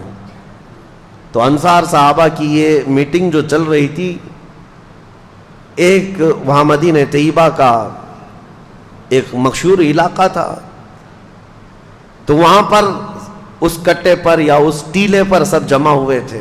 ادھر حضرت ابو بکر صدیق رضی اللہ تعالیٰ عنہ، حضرت عمر فاروق رضی اللہ تعالیٰ عنہ، حضرت ابو عبیدہ بن جراح، یہ بڑے صحابہ ہیں.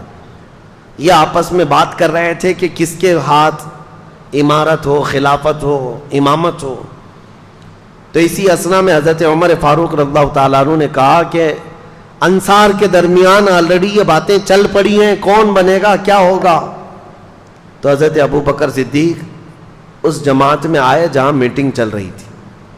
آئے، یہاں دیکھا تو وہاں خلافت کی باتیں چل رہی تھی، اور انصار اپنا کوئی امیر مقرر کرنا چاہ رہے تھے. اب انصار میں سے کوئی اگر امیر مقرر ہوتا تو بڑے مسئلے تھے. اس کی وجہ کیا ہے؟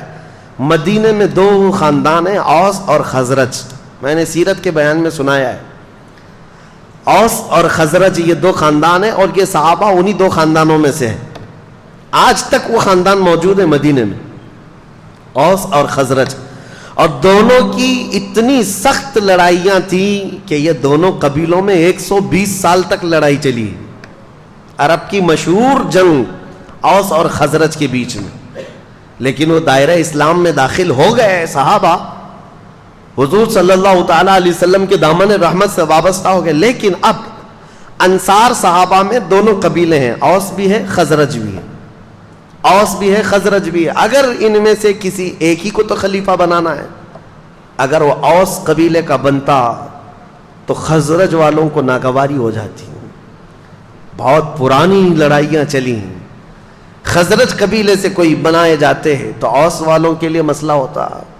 اور اس کے علاوہ تیسرا مسئلہ یہ تھا کہ یہ مدینے والے لوگ تھے، اور قریش خاندان پورے عرب میں سب سے عظمت والا خاندان مانا جاتا تھا، کیونکہ خانہ کعبہ کی چابی ان کے پاس ہوتی. اور عرب کے چھوٹے بڑے جتنے قبیلے ہیں وہ سب قریش کو سلام کرتے. قریش خاندان کی عظمت، اس کی سیادت، اس کی حکومت کو تسلیم کرتے تھے زمانے جاہلیت میں بھی. اب قریش کے علاوہ اگر کوئی دوسرا بن کر آتا تو جو چھوٹے موٹے قبیلے ہیں وہ کبھی سردار تسلیم نہیں کرتے. عربوں کے اندر یہ رواج، عرب قبیلے اور پھر مکہ میں رہنے والے دوسرے قبیلے اوس اور خزرج کے کسی کو امیر وہ نہیں قبول کر پاتے. حضرت ابو بکر صدیق کی دانائی تھی، دور اندیشی تھی، وہ سب حالات جانتے تھے. سیاست اسی کو کہتے ہیں، اصل سیاست. اس کے بعد حضرت ابو بکر صدیق آئے. ثقیفہ بنی ساعدہ جو علاقہ ہے وہاں پر، وہ جو ٹیلا ہے وہاں پر سارے انصار صحابہ تھے. کھڑے ہو کر حضرت ابو بکر صدیق نے خطبہ دیا. وہ ایسا خطبہ تھا سب کے رونگٹے کھڑے کر دیے.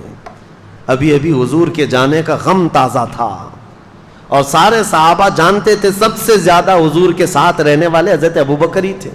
حضرت ابو بکر نے یہ نہیں کہا اے لوگوں میں خلیفہ بننے آیا ہوں، نہیں، ایک جملہ بھی نہیں فرمایا. یہاں میں تاریخ کی سچائیاں آج رکھ رہا ہوں آپ کے سامنے. ان جھوٹے کالے لوگوں کے اوپر یہ زناٹے دار تھپڑ ہے جو حضور سیدنا ابو بکر صدیق پر انگلیاں اٹھاتے ہیں، غصب کر کے خلافت لے لیا. نہیں، وہاں پر آئے انصار صحابہ کی جماعت کے درمیان خطبہ دیا اور کہا اے انصار، تمہاری قربانیاں ہمیں یاد ہیں. جب ہم آئے تھے بے گھر تھے، تم نے یہاں گھر دیے، مہاجرین کو تم نے سنبھالا، رسول اللہ کے قدم بقدم ساتھ رہے. اے انصار، تمہاری قربانیاں سب ہم یہ تسلیم کرتے ہیں، لیکن مسئلہ یہ کہ اگر تم میں سے کوئی امیر مقرر ہو گیا، کوئی خلیفہ مقرر ہو گیا، تو عرب کے دوسرے قبیلے اس کو تسلیم نہیں کریں گے، بغاوت ہو جائے گی. مکہ والے اور قریش والے اس بات کو تسلیم نہیں کر پائیں گے. اس لیے رسول کریم صلی اللہ تعالی علیہ وسلم جس خاندان سے تھے اسی خاندان کا کوئی امیر ہونا چاہیے. مسئلہ حل ہو گیا. حضور صلی اللہ تعالی علیہ وسلم جس خاندان سے، قریش سے، کہا کہ قریش سے ہی ہم اپنا امیر مقرر کرتے ہیں. اس کے لیے حضرت ابو بکر نے حضرت عمر کا ہاتھ پکڑا اور ایک ہاتھ حضرت ابو عبیدہ کا پکڑا. یہ دونوں قریش خاندان سے ہیں. دونوں کو کھڑا کر دیا اور کہا اے گروہ انصار، کیا میری اس بات کو تم تسلیم کرتے ہو، منظور کرتے ہو، قبول کرتے ہو؟ سارے انصار نے کہا آپ جو کہہ رہے ہیں حق ہے، قریش سے ہونا چاہیے. پھر کہا اگر قریش سے ہونا چاہیے تو سنو، میرے نزدیک قریش میں افضل ترین لوگ یہ ہیں، ایک ہاتھ میں میرے عمر ہے، ایک ہاتھ میں ابو عبیدہ ہے. سارے مسلمان ان دونوں میں سے کسی ایک کو اپنا امیر مقرر کر لیں. یہ حضرت ابو بکر صدیق نے فرمایا ہے. زبردستی خلافت حاصل کر لی؟ نہیں. خلافت کیسے آئی وہ میں آپ کو تاریخ بتا رہا ہوں.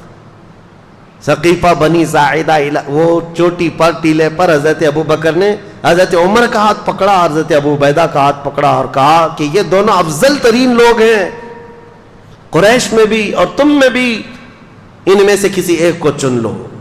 انصار صحابہ سب دیکھ رہے تھے.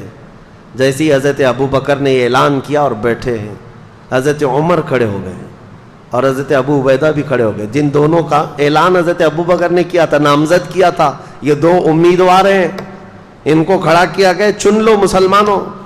تو یہ دونوں پہلے کھڑے ہوئے اور سارے گروہ انصار اور مہاجرین جتنے تھے مدینے میں سب کو مخاطب کر کے حضرت عمر کہتے ہیں اے رسول اللہ کے تمام اصحاب سنو، حضرت ابو بکر نے میرے نام کا تمہارے سامنے اعلان کیا، تمہارے چننے کے لیے تم سب گواہ ہو جاؤ.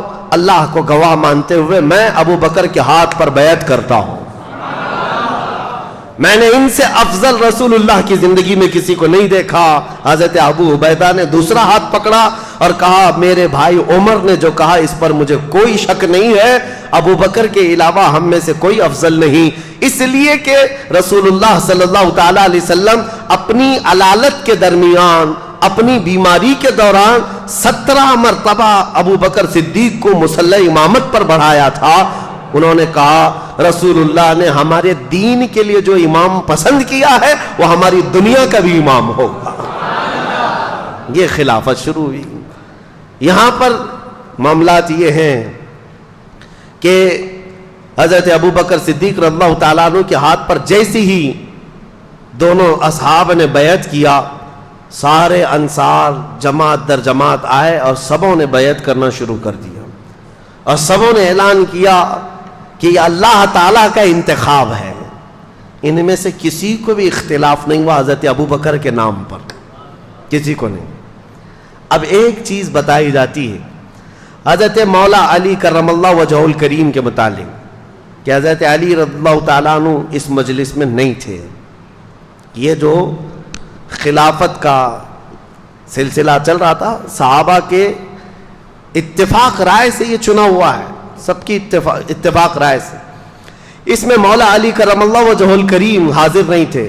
تو اب یہاں پر بہت سارے لوگ یہ کہتے ہیں کہ حضرت علی کو اختلاف تھا اس لیے وہ حاضر نہیں تھے اور وہ ان کو خلیفہ مانتے ہی نہیں تھے. اور بڑھ کر کے شیعہ حضرات تو یہ کہتے ہیں حضرت علی تقیہ کرتے تھے. تقیہ کا مطلب کیا ہے؟ حالات سے اصل چیز کو دل میں چھپا کر کے رہنا.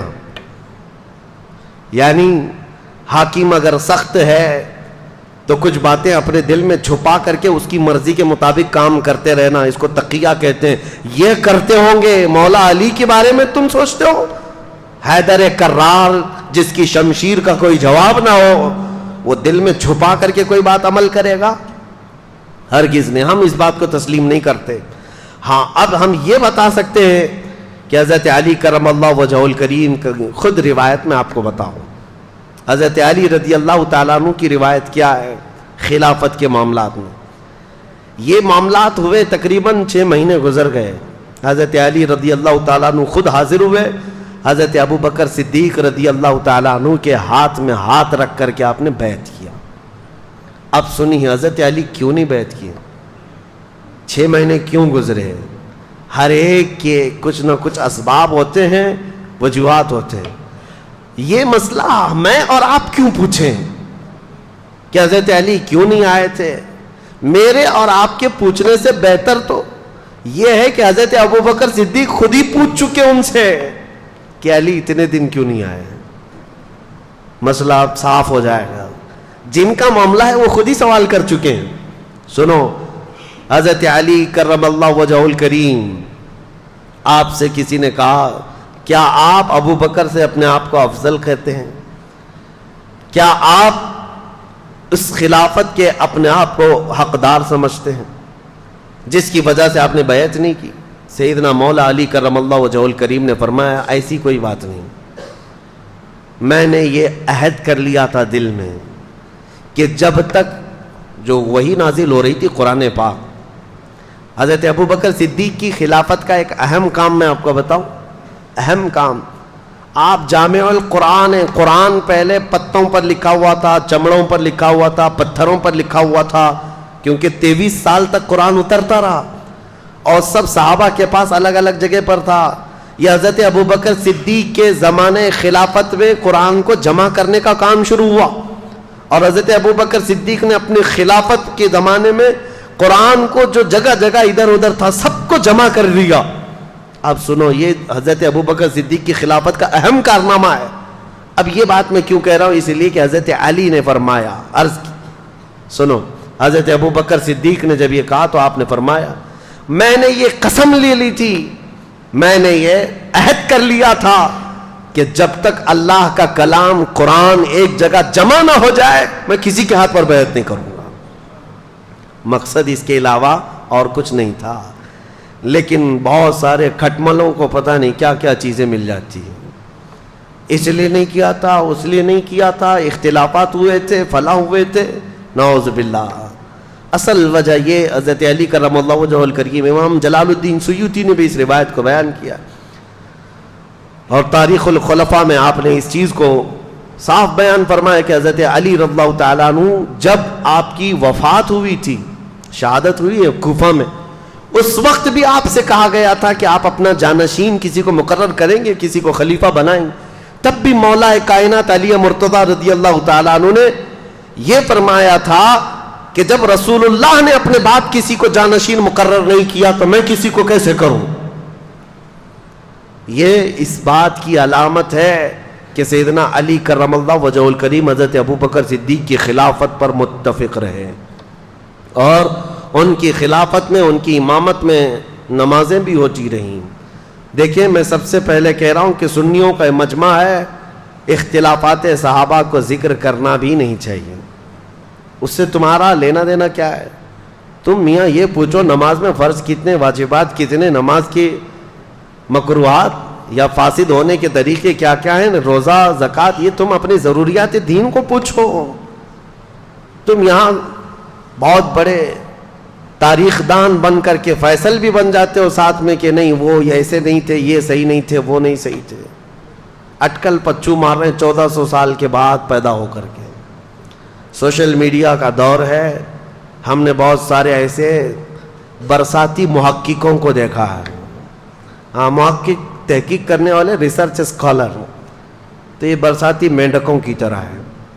یہ نئے نئے آئے اور انہوں نے ریفرنس اور لوگوں کے سامنے نمبرنگ کے ساتھ کچھ باتیں رکھ کر کے لوگوں کو یوں ورغلایا ہے کہ اصل یہ بات ہے، تم کو لوگ یہ پٹی پڑھا رہے ہیں۔ میرے عزیزو، یہ دین اسلام ہے، پٹی پڑھانے سے چلنے والا ہے نہیں۔ دین اسلام اپنی حقانیت کی بنیاد پر صبح قیامت تک چلے گا، صبح قیامت تک چلے گا۔ بعض تو ایسے جاہل آئے ہوئے ہیں محققین کے نام پر، جو علماء سے تمہیں برگشتہ کر رہے ہیں، دور کر رہے ہیں۔ سارے علماء سے دور ہو جاؤ۔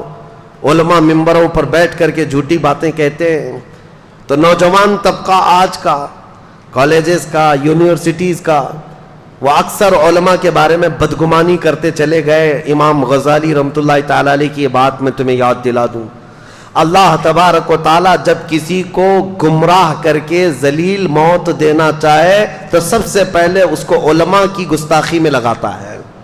وہ بندہ وہاں سے شروعات کرتا ہے اور اس کے بعد وہ بدگمانی اس کی بڑھتی چلی جاتی ہے علماء کے بارے میں، مدارس اسلامیہ کے بارے میں، کہ مولوی لوگ ایسے ہی ہوتے ہیں۔ تمہیں پتہ ہے کہ دین کہاں سے کہاں تک آیا؟ تم کو الف با جو پڑھنا آتا ہے آج، یا اگر علماء نہ ہوتے ان کے وسیلے کے بغیر تم کہاں سے دین سیکھتے؟ میرے عزیزو، انٹرنیٹ پر سارا قرآن ہے، پڑھنے کے طریقے سب کچھ موجود ہے، لیکن کوئی تو پڑھا رہا ہوگا نا انٹرنیٹ پر بھی۔ بے واسطے خدا کچھ عطا کرے ایسا نہیں ہے۔ اس لیے یہ تمام چیمی گوئیوں سے اپنے آپ کو باز رکھو، اور دین جو ہے ڈاکٹروں سے، انجینئروں سے، وکیلوں سے اب سیکھنے لگ گئے لوگ، علماء کو چھوڑ کر کے۔ اسی وجہ سے گمراہی کے دروازے کھلتے چلے گئے، اور عام نوجوان کو دیکھو تو یہ فرق کرنے بیٹھا ہے۔ کوئی آ کر کے سوال کرتا ہے، سرکار غریب نواز افضل تھے کہ غوث پاک افضل تھے؟ تجھے کیا فرق پڑتا ہے؟ ان کی افضلیت کے متعلق، ان کے مقامات اور مراتب کے متعلق وہ صرف اس بات کے لیے سوال کر رہا ہے کہ دونوں میں سے کسی ایک کا درجہ گھٹا کر کے سوچے، کسی ایک کا درجہ گھٹا کر کے بتائے۔ اللہ نے دو آنکھیں دی ہیں، دونوں کا مقام برابر ہے، دونوں آنکھیں تمہاری برابر کی دیکھتی ہیں۔ کبھی تو آج تک تم یہ نہیں باتیں کرتے۔ بہرحال جن کے مقامات اور جن کی فضیلتیں بیان ہوئی ہیں وہ ہم بیان کریں گے، لیکن یہ کمپیریزن میں اس طرح کسی کو گھٹا کر بیان کرنا جائز نہیں۔ سیدنا ابوبکر صدیق کی فضائل جتنے ہیں وہ سر آنکھوں پر، لیکن ایک بات یاد رکھنا کہ جب بھی حضرت ابوبکر صدیق کے فضائل بیان کرو تو کبھی ہم سے یہ نہیں سرزد ہو، کبھی آپ سے بھی یہ سرزد نہ ہو کہ مولا علی کی شان میں کوئی کمی ہو رہی ہو۔ مولا علی کرم اللہ وجہہ الکریم کی شان کو گھٹا کر کے بیان کرنا نہیں، یہ جائز نہیں ہے۔ صحابہ کی جو فضیلتیں، اور جب حضرت علی کرم اللہ وجہہ الکریم کی فضیلت بیان کر رہے ہو تو پھر اس بات کا بھی لحاظ رکھنا کہ تینوں خلفائے راشدین میں سے کسی کی بے عزتی اور توہین نہ ہو رہی ہو۔ اسی کا نام اہل سنت و جماعت ہے، جو یہ تمام بیچ کے راستے کو لے کر کے چلتے۔ اہل سنت کا ہے بیڑا پار اصحاب حضور، نجم ہے اور ناؤ ہے اطرت رسول اللہ کی۔ ہم صحابہ کی بھی افضلیت کے قائل ہیں اور اہل بیت کے ادب کے بھی ہم قائل ہیں۔ ہم دونوں میں سے کسی کو بھی ٹرول نہیں کرتے، کسی کی مذمت نہیں کرتے، یا کسی کی تنقیص یا ادنا سی گستاخی نہیں کرتے ہیں۔ ایک جماعت ہے وہابیوں کی جو اہل بیت کی گستاخ ہو جاتی ہے، وہ ان کے اندر، آج ہی میں پڑھ رہا تھا، ایک صاحب نے تاریخ لکھی ہے اور جگہ جگہ انہوں نے یزید کو رضی اللہ عنہ لکھا ہے، صرف اس دشمنی میں اہل بیت کی ہے۔ اور ایک جماعت ایسی ہے جو سارے صحابہ کو گالیاں دیتی ہے اہل بیت کی محبت میں۔ دونوں صحیح نہیں ہے، دونوں صحیح نہیں ہے۔ صحیح مذہب و مسلک وہی ہے جو درمیانی اہل سنت و جماعت کا۔ صحابہ رسول اللہ کے آسمان ہدایت کے تارے ہیں، اور رسول اللہ کے گھر والے اہل بیت نوح علیہ السلام کی کشتی کی مانند ہیں۔ میرے آقا نے فرمایا جو اس کشتی میں سوار ہو گیا وہ نجات پا گیا، جو اس کشتی سے دور ہوا وہ ہلاک ہو گیا۔ ہمارے لیے کشتی بھی ضروری ہے، ہمارے لیے آسمان ہدایت کے تارے بھی ضروری ہیں، یہ دونوں کے ساتھ ہیں۔ اب حضرت ابوبکر صدیق کی خلافت کا دور شروع ہوا۔ پہلا دن تھا، حضرت ابوبکر صدیق نے اعلان فرما دیا اب مسجد نبوی کا پہلا خطبہ خلافت کے بعد کا سنو توجہ سے. سیدنا ابو بکر صدیق رضی اللہ تعالیٰ عنہ فرماتے ہیں اے مسلمانوں اللہ سے ڈرو, کمزوروں پر ظلم نہ کرو اور نہ حق کسی کے ساتھ ظلم کا یا زیادتی کا معاملہ کبھی ہونے نہ پائے. اور یہ خطبے میں آپ نے فرمایا سب کے سب اس بات پر گواہ رہو کہ اگر بال برابر بھی میں رسول اللہ صلی اللہ تعالیٰ علیہ وسلم کے طریقے سے ہٹ کر کے کوئی کام کرتا ہوا نظر آ جاؤں تو تم لوگ اپنی تلواروں سے مجھے سیدھا کر دینا. یہ وقت کا خلیفہ کہہ رہا ہے. حضرت ابو بکر صدیق نے فرمایا اگر میں بال برابر بھی ہٹ جاؤں تو تم اپنی تلواروں سے مجھے سیدھا کر دینا, اور اگر رسول اللہ صلی اللہ تعالیٰ علیہ وسلم کے بتائے ہوئے راستے پر ہی چل رہا ہوں تو تم میری بات کو قبول کر لینا. اور اس کے بعد مسجد نبوی شریف امامت کے لیے آگے بڑھتے ہیں. عزیزان گرامی وقار, آج بھی وہ مصلی امامت موجود ہے جہاں میرے آقا نے امامت فرمائی, وہ مسجد نبوی کا شروع کا حصہ. نبی پاک صلی اللہ تعالیٰ علیہ وسلم کا جو محراب ہے نا, آج بھی وہ مدینے میں ہے مسجد نبوی میں, وہ محراب ویسے ہی ہے. حضرت ابو بکر صدیق جیسے ہی آئے اس محراب کو آپ نے کیا کر دیا, بند کر دیا. جہاں رسول کریم صلی اللہ علیہ وسلم, جیسے یہ محراب ہے, اس محراب کو بند کر کے آپ نے دیوار چندی, ایک دیوار بنائی اور پیچھے آ گئے مصلی لے کر, پیچھے کی طرف آ گئے. لوگوں نے کہا وہ رسول اللہ کا محراب ہے, رسول کریم صلی اللہ تعالیٰ علیہ وسلم کا محراب ہے, آپ نے وہاں پر دیوار لگا دی اور آپ پیچھے مصلی لے کر کے آ گئے. اللہ اکبر, کمال عشق دیکھو. کہتے ہیں میں نہیں چاہتا کہ جہاں رسول اللہ کے قدم ہو میرے قدم ہو, بلکہ میں نے مصلی پیچھے اس لیے ہٹا لیا کہ جب میں سجدے میں جاؤں تو میرا سر وہاں ہو جہاں رسول اللہ کے قدم تھے. بخدا خدا کا یہی ہے در, نہیں اور کوئی مفر مکر, جو وہاں سے ہو یہیں آ کے ہو, جو یہاں نہیں تو وہاں نہیں. اعلیٰ حضرت نے جو فرمایا ہے, حضرت ابو بکر صدیق نے کہا کہ میرا سر وہاں لگے جہاں رسول اللہ کے قدم لگتے تھے, کیونکہ حضور پیچھے کھڑے ہوتے اور پیشانی حضور کی محراب کے اندر ہوتی. آپ نے وہ پیشانی کی جگہ حضور جہاں سجدہ کرتے تھے اس کو بند کر دیا, اس لیے کہ کبھی کسی اور کا پیر وہاں نہ پڑنے پائے جہاں رسول اللہ کی پیشانی لگی. یہ خلافت کا دور شروع ہوا تو آپ نے اعلان فرمایا اے لوگوں, صدیق اکبر رضی اللہ تعالیٰ عنہ فرماتے ہیں کہ اے لوگوں دیکھو مدینہ طیبہ میں آج جو حالات پیدا ہو چکے ہیں ان سب کے لیے فوری طور پر کوئی تدبیر اختیار کرنا ضروری ہے. کیا کیا حالات تھے, چیلنجز میں آپ کے سامنے رکھتا ہوں, آپ خود محسوس کر لیں گے کتنا ڈیفیکلٹ تھا ڈیسیزن لینا. زکوٰۃ کے منکرین پیدا ہو گئے, وہ بھی سینکڑوں کی تعداد میں, کہتے ہیں زکوٰۃ ہم نہیں دیں گے.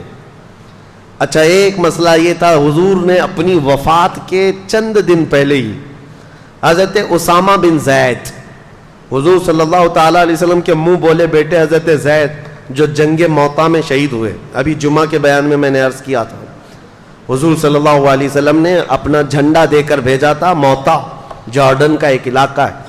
یہ جنگ کیوں ہوئی تھی یہ بھی میں نے بتایا ہے.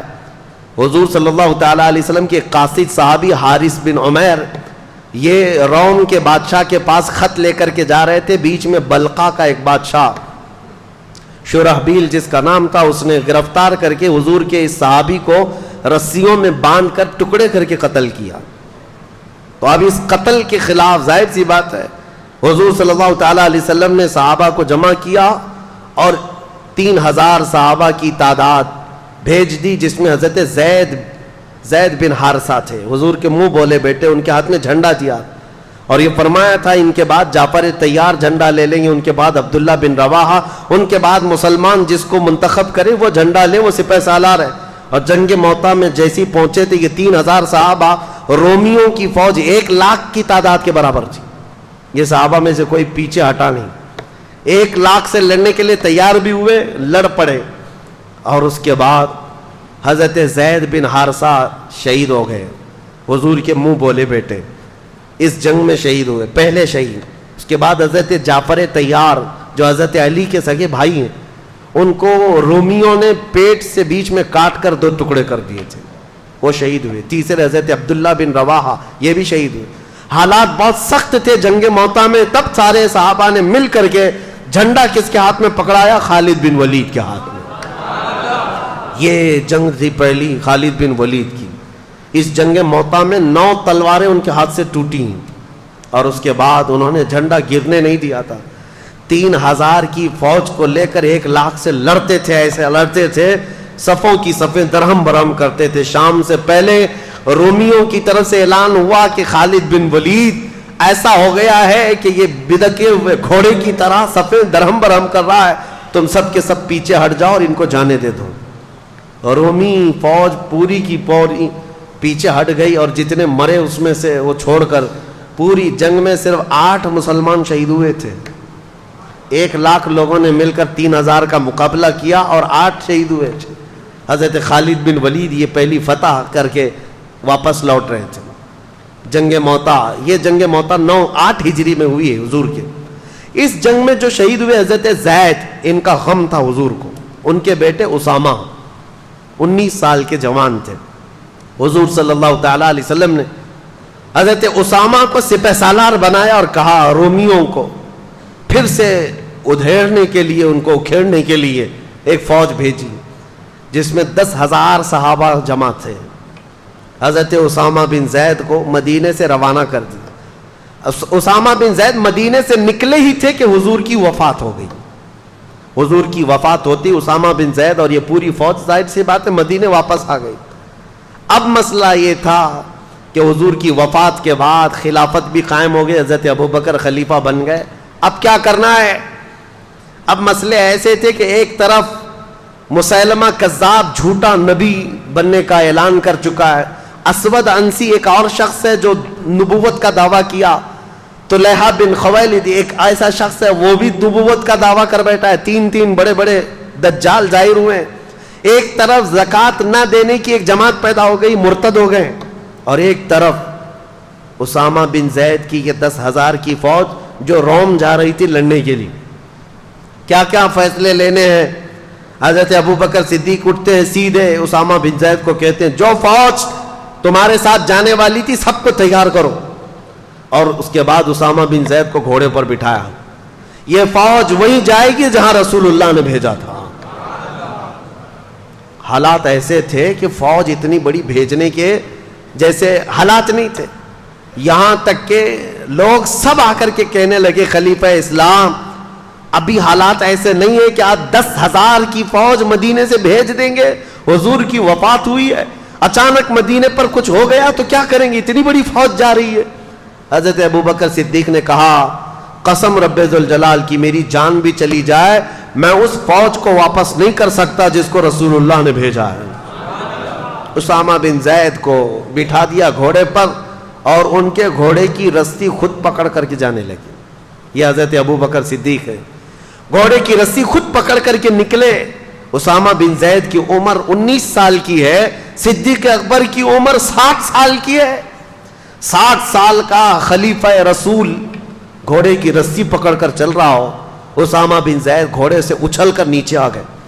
کہا اے خلیفہ اسلام, اے جانشین رسول, آپ چلیں اور میں بیٹھوں, گوارا نہیں. حضرت ابوبکر صدیق نے کہا بیٹھ جاؤ اسامہ, اس گھوڑے کی پشت پر دنیا کی دولت نے نہیں میرے رسول نے تجھے بٹھایا ہے, تجھے کوئی نہیں اتار سکتا, بیٹھ جاؤ. پھر کہا آپ رسی پکڑ کر کیوں چل رہے ہیں؟ کہا خلافت کی ذمہ داریاں ایسی آ گئیں کہ مدینے کی سیکیورٹی بھی ہے, ان دجالوں سے مقابلہ بھی ہے, منکرین زکوٰۃ سے بھی لڑنا ہے.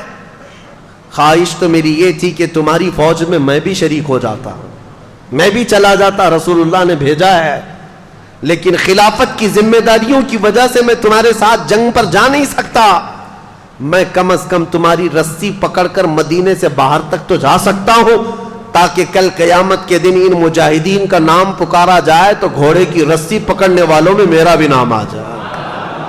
عزیزان گرامی, نیکی چھوٹی ہو کہ بڑی ہو ابوبکر صدیق چھوڑتے نہیں تھے. صحابہ میں یہ بات تھی کہ حضرت ایک بار حضور صلی اللہ تعالیٰ علیہ وسلم مجلس میں کہہ رہے تھے صبح ہی فجر کی نماز کے بعد ٹائم کتنا ہوا ہوگا, حضور نے اعلان کیا کوئی ہے جس میں آج کسی بیمار کی عیادت کر کے آیا ہو؟ صحابہ کی جماعت، حضرت ابوبکر کھڑے ہوئے، کہا میں عیادت کر کے آیا ہوں۔ تھوڑی دیر کے بعد حضور صلی اللہ تعالیٰ علیہ وسلم نے پھر دوسرا سوال فرمایا کوئی ہے جو آج ایک غلام آزاد کر کے آیا ہو؟ حضرت ابوبکر کھڑے ہو گئے۔ پھر حضور صلی اللہ تعالیٰ علیہ وسلم نے اعلان فرمایا کوئی ہے جو آج کسی غریب کو کھانا کھلا کر کے آیا ہو؟ پھر حضرت ابوبکر کھڑے ہوئے، کہا میں کر کے آیا ہوں۔ جتنی مرتبہ حضور جس نیکی کے بارے میں پوچھتے ہیں وہ مسجد میں خود ہی کھڑے ہوتے ہیں کہ یا رسول اللہ میں کر کے آیا ہوں۔ اور یہ کب؟ فجر کی نماز میں۔ بعد میں رسول کریم صلی اللہ تعالیٰ علیہ وسلم نے یہ اعلان فرمایا اس مجلس میں کہ اے گروہ صحابہ سنو، جنت کے 8 دروازے ہیں، مسلمان الگ الگ دروازوں سے جنت میں جا رہے ہوں گے، لیکن جنت کا ہر دروازہ ابوبکر کو اپنی طرف پکار رہا ہوگا، ہر دروازہ اپنی طرف پکار رہا ہوگا کہ تم اس میں سے آ جاؤ، تم اس میں سے آ جاؤ۔ ابوبکر صدیق کی نیکیاں، وہ چھوٹی نیکی بھی چھوڑتے نہیں تھے۔ اسامہ بن زید کو روانہ کیا۔ اب ذہن حاضر رکھو، آپ سچویشن کیسی ہے میں خود پڑھ کر کے حیران ہوں۔ اس کے بعد حضرت خالد بن ولید کو بلایا، حضرت شرحبیل حسنہ ایک اور صحابی ہیں، ان کو بلایا، اور تقریباً اس میں بھی 2000 یا 3000 صحابہ کو جمع کیا اور کہا جاؤ اس مسیلمہ کذاب کا مقابلہ کرنا ہے جو جھوٹا نبی بنا ہوا ہے۔ یہ گئے جھوٹے نبی کے مقابلے کے لیے۔ جب گئے تھے لوگ، اس وقت حضرت خالد بن ولید اپنی ایک چھوٹی سی جماعت لے کر کے الگ اسود انسی اور طلحہ بن خویلد جو 2 اور جھوٹے نبی تھے، کہا میں ان کا کام پہلے کر کے آتا ہوں۔ حضرت خالد بن ولید گئے، ان کے مقابل میں کون کھڑا ہوتا؟ اسود انسی کو، طلحہ بن خویلد کے جتنے ہواری مواری تھے سب کو مار ڈالا، اور وہ ڈر کے مارے جھوٹا نبی ملک شام بھاگ گیا، اور روایت میں ہے کہ بعد میں مسلمان بھی ہو گیا، چھوڑ دیا۔ اسود انسی جو تھا اس کو اس کے قریبی لوگوں نے مار ڈالا۔ حضرت خالد بن ولید کی ہیبت ایسی طاری ہوئی، یہ 2 جھوٹوں کو مار کر کے حضرت خالد بن ولید پھر آئے شرحبیل حسنہ کے ساتھ۔ یہ 3000 صحابہ کی جماعت تھی، لیکن جیسے ہی گئے یہ مسیلمہ کذاب 30,000 لوگوں کو جمع کر چکا تھا۔ مجھے حیرت ہوتی ہے، رسول اللہ کے زمانے سے یہ زمانہ بہت ملا ہوا ہے۔ اتنے قریب کے زمانے میں جب 30,000 جھوٹے نبی کو ماننے والے پیدا ہو گئے تھے، تو آج قادیانیوں کی جماعت میں کیوں نہیں جا سکتے؟ ہوتے ہیں۔ یا ہمارے دور کا جو دجال 100 سال پہلے جو گزرا، غلام احمد قادیانی، اس نے بھی نبوت کا دعویٰ کیا۔ یہ احمدی جماعت نام سے پوری دنیا میں پھیلی ہوئی ہے، قادیانیوں کی جماعت ہے۔ یہ اپنے آپ کو جماعت احمدیہ کہتے ہیں، اور سارے انٹرنیٹ پر بھرے ہوئے ہیں ویب سائٹس، اسلام نام سے جیسی کھولیں تو احمدی جماعت کی ویب سائٹ کھولتی ہیں۔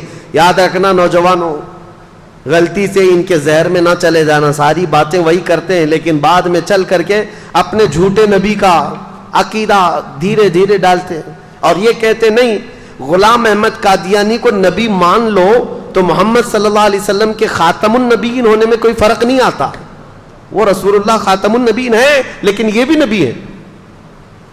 اور یہ ایسا جھوٹا نبی، جاہل، پنجاب کا رہنے والا، قادیان پنجاب میں، اور اس نے انگریزوں کی مدد سے جو نبوت کا دعویٰ کیا تھا، اور خود کے پتہ نہیں ایسی ایسی چیزیں گڑھ کر کے لائے۔ اس کی کتابیں بھی موجود ہیں، کیا بکتا تھا وہ سمجھ میں نہیں آتا، اور کہتا میرے اوپر وہی آتی ہے، اور فرشتے وہ بھی وہی انگلش میں لے کر آتے تھے۔ ہاں، انگلش میں 2 فرشتے آتے تھے، ٹیسو ٹیسو میسو میسو، اور یہ وہی، یہ ایک مذاق تھا۔ پوری امت نے اس کا انکار کیا ہے، جھوٹے نبی کا۔ یہ جماعت آج جو پھیلی ہوئی احمدیہ جماعت، اس کو پہچانو، یہ کافر جماعت ہے، اس کا اسلام سے کوئی تعلق نہیں۔ رسول اللہ کے خاتم النبیین ہونے کا عقیدہ نہیں ہے تو وہ مسلمان ہو ہی نہیں سکتا۔ اب اس وقت کی بات کر رہا ہوں، مسیلمہ کذاب جھوٹا نبی، اس کے ساتھ 30,000 لوگ کھڑے تھے، 30,000 لوگ۔ اب جب مقابلے کی بات آئی تو سیدھا مقابلہ ہوا تھا صحابہ کا اور ان کا، لیکن صحابہ میں سے تقریباً 700 صحابہ حافظ قرآن وہاں شہید ہو گئے تھے۔ یہ بہت بڑی تعداد تھی شہادت کی، پوری تاریخ میں بتا رہا ہوں میں، جتنی جنگیں ہوئی ہیں اس میں 700 حافظ قرآن صحابہ شہید ہوئے تھے، جس کی وجہ سے حضرت ابوبکر صدیق رضی اللہ تعالیٰ عنہ نے بعد میں قرآن کو جمع کرنے کا حکم دیا تھا کہ اگر یہ سارے حافظ قرآن صحابہ شہید ہو گئے تو پھر قرآن کیسے محفوظ رہے گا. ان کے بعد ہی قرآن کی حفاظت کا حکم، قرآن کی جمع کرنے کا حکم ہوا. اب ایک اور بات میں مزے کی بتاؤں، جنگ احد میں حضرت امیر حمزہ رضی اللہ تعالیٰ عنہ کو شہید کرنے والے ایک حبشی غلام جن کا نام وحشی ہے، وہ ابو سفیان اور ہندا کا غلام تھا. ہندا نے ایک قسم کھائی تھی کہ امیر حمزہ کو قتل کرنے کے بعد سینہ چاک کر کے میں کلیجہ چباؤں گی، کیونکہ اس کے بھائی اور باپ کا قتل کیا تھا امیر حمزہ نے جنگ بدر میں. تو امیر حمزہ کو قتل کرنے والا وحشی، نام ہی وحشی تھا لیکن کالے قسم کے حبشی، امیر حمزہ کو نیزہ مار کر کے شہید کیا تھا. بہت تیر انداز، ایسا نشانہ لگانے میں ماہر، ایسا نشانہ کہ بہت دور سے اگر وہ ایک باریک سی چیز کو بھی رکھ دیا جائے تو اپنے نیزے سے نشانے پر لگا دیتے. تو امیر حمزہ اس کے نیزے سے شہید ہوئے. لیکن حیرت کی بات یہ ہے کہ وہ وحشی بعد میں اسلام میں داخل ہوئے اور رسول اللہ کے صحابی بھی بنے. میرے آقا نے بہتوں کو معاف کیا ہے، بہتوں کو معاف کیا ہے. لیکن یہ وحشی، اب ہم انہیں حضرت وحشی کہتے ہیں، ہمیشہ اس غم میں رہتے تھے کہ میں نے رسول اللہ کے چچا کو قتل کیا ہے، رسول اللہ کے قریبی چچا اور سپہ سالار اسلام بطل جلیل اللہ کے شیر کو میں نے قتل کیا. اپنے آپ میں وہ غمگین رہتے تھے کہ میں نے کیسے کو قتل کیا، اس کا کفارہ انہیں ادا کرنا تھا. پھر جیسے ہی حضرت خالد بن ولید کا یہ لشکر نکلا تھا مسیلمہ کذاب کو مارنے کے لیے، اور جنگ بہت سخت ہو گئی تھی، 700 صحابہ شہید ہو گئے تھے، اس وقت جانتے ہیں سب سے اہم کردار ادا کیا تھا یہ حضرت وحشی نے. نشانہ باز کی ضرورت تھی. مسیلمہ کذاب چھپ چھپ کر کے بیٹھتا تھا، اس کے اطراف لوگوں کی بھیڑ ہوتی، چھپتا تھا. یہ حضرت وحشی نے جو نیزہ حضرت امیر حمزہ کو مارا تھا نشانے سے، اس جنگ کے میدان میں بڑی دور سے نیزہ چلایا تھا تو سیدھے مسیلمہ کذاب کی پیشانی میں گھس گیا. وہ جھوٹا نبی ایک ہی دم میں مر گیا، نیچے زمین پر آ گیا. وہ حضرت وحشی کہتے تھے میں نے یہ کفارہ ادا کر لیا، زمانے جاہلیت میں میں نے ایک بطل جلیل کو قتل کر دیا تھا، زمانہ اسلام میں دنیا کا سب سے بڑا دجال جھوٹا نبی تھا، اس کو میں نے قتل کیا. یہ جنگ سرو کر لیا حضرت ابوبکر صدیق نے. اب سنیے، حالات ایسے تھے کہ ایک طرف حضرت خالد بن ولید مسیلمہ کذاب سے لڑنے کے لیے گئے ہیں، ایک طرف حضرت اسامہ بن زید 10,000 کا لشکر لے کر رومیوں سے لڑنے گئے، ان کے باپ کا بدلہ بھی لینا تھا، رومیوں سے لڑنے کے لیے گئے. اور تیسری طرف زکوٰۃ کے منکرین جو تھے وہ کہہ رہے تھے ہم زکوٰۃ نہیں دیں گے. حضرت ابوبکر صدیق سارے صحابہ جو موجود تھے، اکثر تو جا چکے 2 جنگوں میں بلکہ کئی جنگوں میں، خود حضرت ابوبکر موجود ہیں اور کچھ صحابہ تھے. کہا کہ اٹھو، وہ زکوٰۃ کے جو منکرین ہیں ان سے ہم جا کر لڑیں گے. حضرت عمر نے کہا کیا پورا مدینہ خالی کر دو گے آپ؟ خلافت پہ ابھی آئے بیٹھے ہیں اور آنن فانن آپ ساری لڑائیاں، ادھر بھی ادھر بھی وہ بھی یہ بھی، یہ زکوٰۃ کے جو منکرین ہیں ان کو بعد میں نپٹ لیں گے. صدیق اکبر نے کیا کہا جانتے ہو؟ اے عمر، اسلام سے پہلے جو تمہارے اندر شدت تھی، جو جلال تھا، وہ کہاں چلا گیا؟ دین اور ایمان کے متعلق تمہارا غضب ٹھنڈا کیوں ہو گیا؟ اور پھر کہتے ہیں سارے مدینے والے آ کر مجھے روک دیں کہ یہ منکرین زکوٰۃ سے لڑنا نہیں چاہیے. کہتے ہیں قسم خدا کی، وہ ایک بکری کا بچہ بھی جو زکوٰۃ میں پہلے دیتے تھے، اگر وہ بھی ان لوگوں نے دبا کر کے رکھ لیا تو یہ ابو بکر ان سے لڑتا رہے گا چاہے مدینے والوں کے چھیتڑے اڑ جائیں. کیوں؟ اس کو ہلکے میں نہیں لیتے تھے. کہا آج انہوں نے زکوٰۃ کا انکار کیا، کل نمازوں کا انکار کریں گے، اس کے بعد پھر وہ دین اسلام کی بنیادوں کو ہلا دیں گے. یہ ہوتی ہے خلافت کی اہم ذمہ داری کو سمجھنا. برائی جب شروع ہو تو اس کے ناکے پر ہی روک لگا دینا چاہیے. یہ نہیں کہ بڑھنے کے بعد دیکھیں گے مقابلہ کر کے روک لیں گے، نہیں.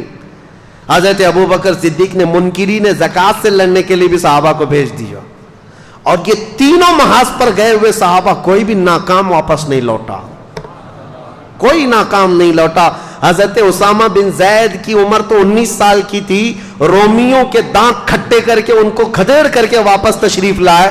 خالد بن ولید اسود انسی کو بھی مار دیا، طلحہ خویلد کا فتنہ بھی ختم کیا، مسیلمہ کذاب جھوٹے نبی کو بھی مار دیا. سات فتنے ختم کر کے حضرت خالد بن ولید وہاں سے لوٹ رہے تھے. اور یہ منکرین زکوٰۃ کے لیے جو صحابہ گئے تھے وہ سارے منکرین زکوٰۃ جو زکوٰۃ دینے سے انکار کر رہے تھے ایسے ڈر گئے کہ سچی توبہ کیا اور ساری زکاتیں لا کر مدینے میں جمع کر دیا. یہ سارے فتنے ایک ساتھ ختم کیے تھے سیدنا ابوبکر صدیق رضی اللہ تعالیٰ. خلافت، سیاست اور حکومت. اس کے بعد کیا آپ کب سوتے تھے، کب جاگتے تھے اور کب یہ سارے کام کرتے تھے؟ یہ ایک صحابی حضرت مثنیٰ، ابھی یہ سب واپس آئے نہیں ہیں. سنو، اسامہ بن زید آئے نہیں، خالد بن ولید آئے نہیں، زکوٰۃ کے منکرین آئے نہیں. ایک صحابی عراق سے آئے، عراق کے رہنے والے حضرت مثنیٰ رضی اللہ تعالیٰ. یہ خود مسلمان تھے اور ان کا خاندان عیسائی تھا. یہ آئے اور کہا اے خلیفہ اسلام، عراق کے لوگ، ملک شام کے لوگ، ایران کی حکومت تھی اس وقت، میں نے تاریخ میں پہلے بتایا پرشین امپائر، فارس کے لوگ، یہ مسلمان، یہ عربوں سے اتنا شدید چڑھتے تھے. اب سنیے، عرب کی اور ایران کی جنگ آج کی نہیں ہے، یہ بہت پرانی ہے. آج بھی ان لوگوں کی لڑائیاں چلیں. ایرانی عربوں کو نہیں مانتے، عرب ایرانیوں کو نہیں مانتے. یہ بہت پرانی ان کی شقاوت ہے، آپس میں دشمنی ہے. ایران کا جو بادشاہ تھا کسرا اس وقت، خسرو پرویز، یزدگرد اور پھر جو ہے بزرج مہر، یہ سب وہ بادشاہ ہیں ایران کے جو کسرا کہلاتے تھے.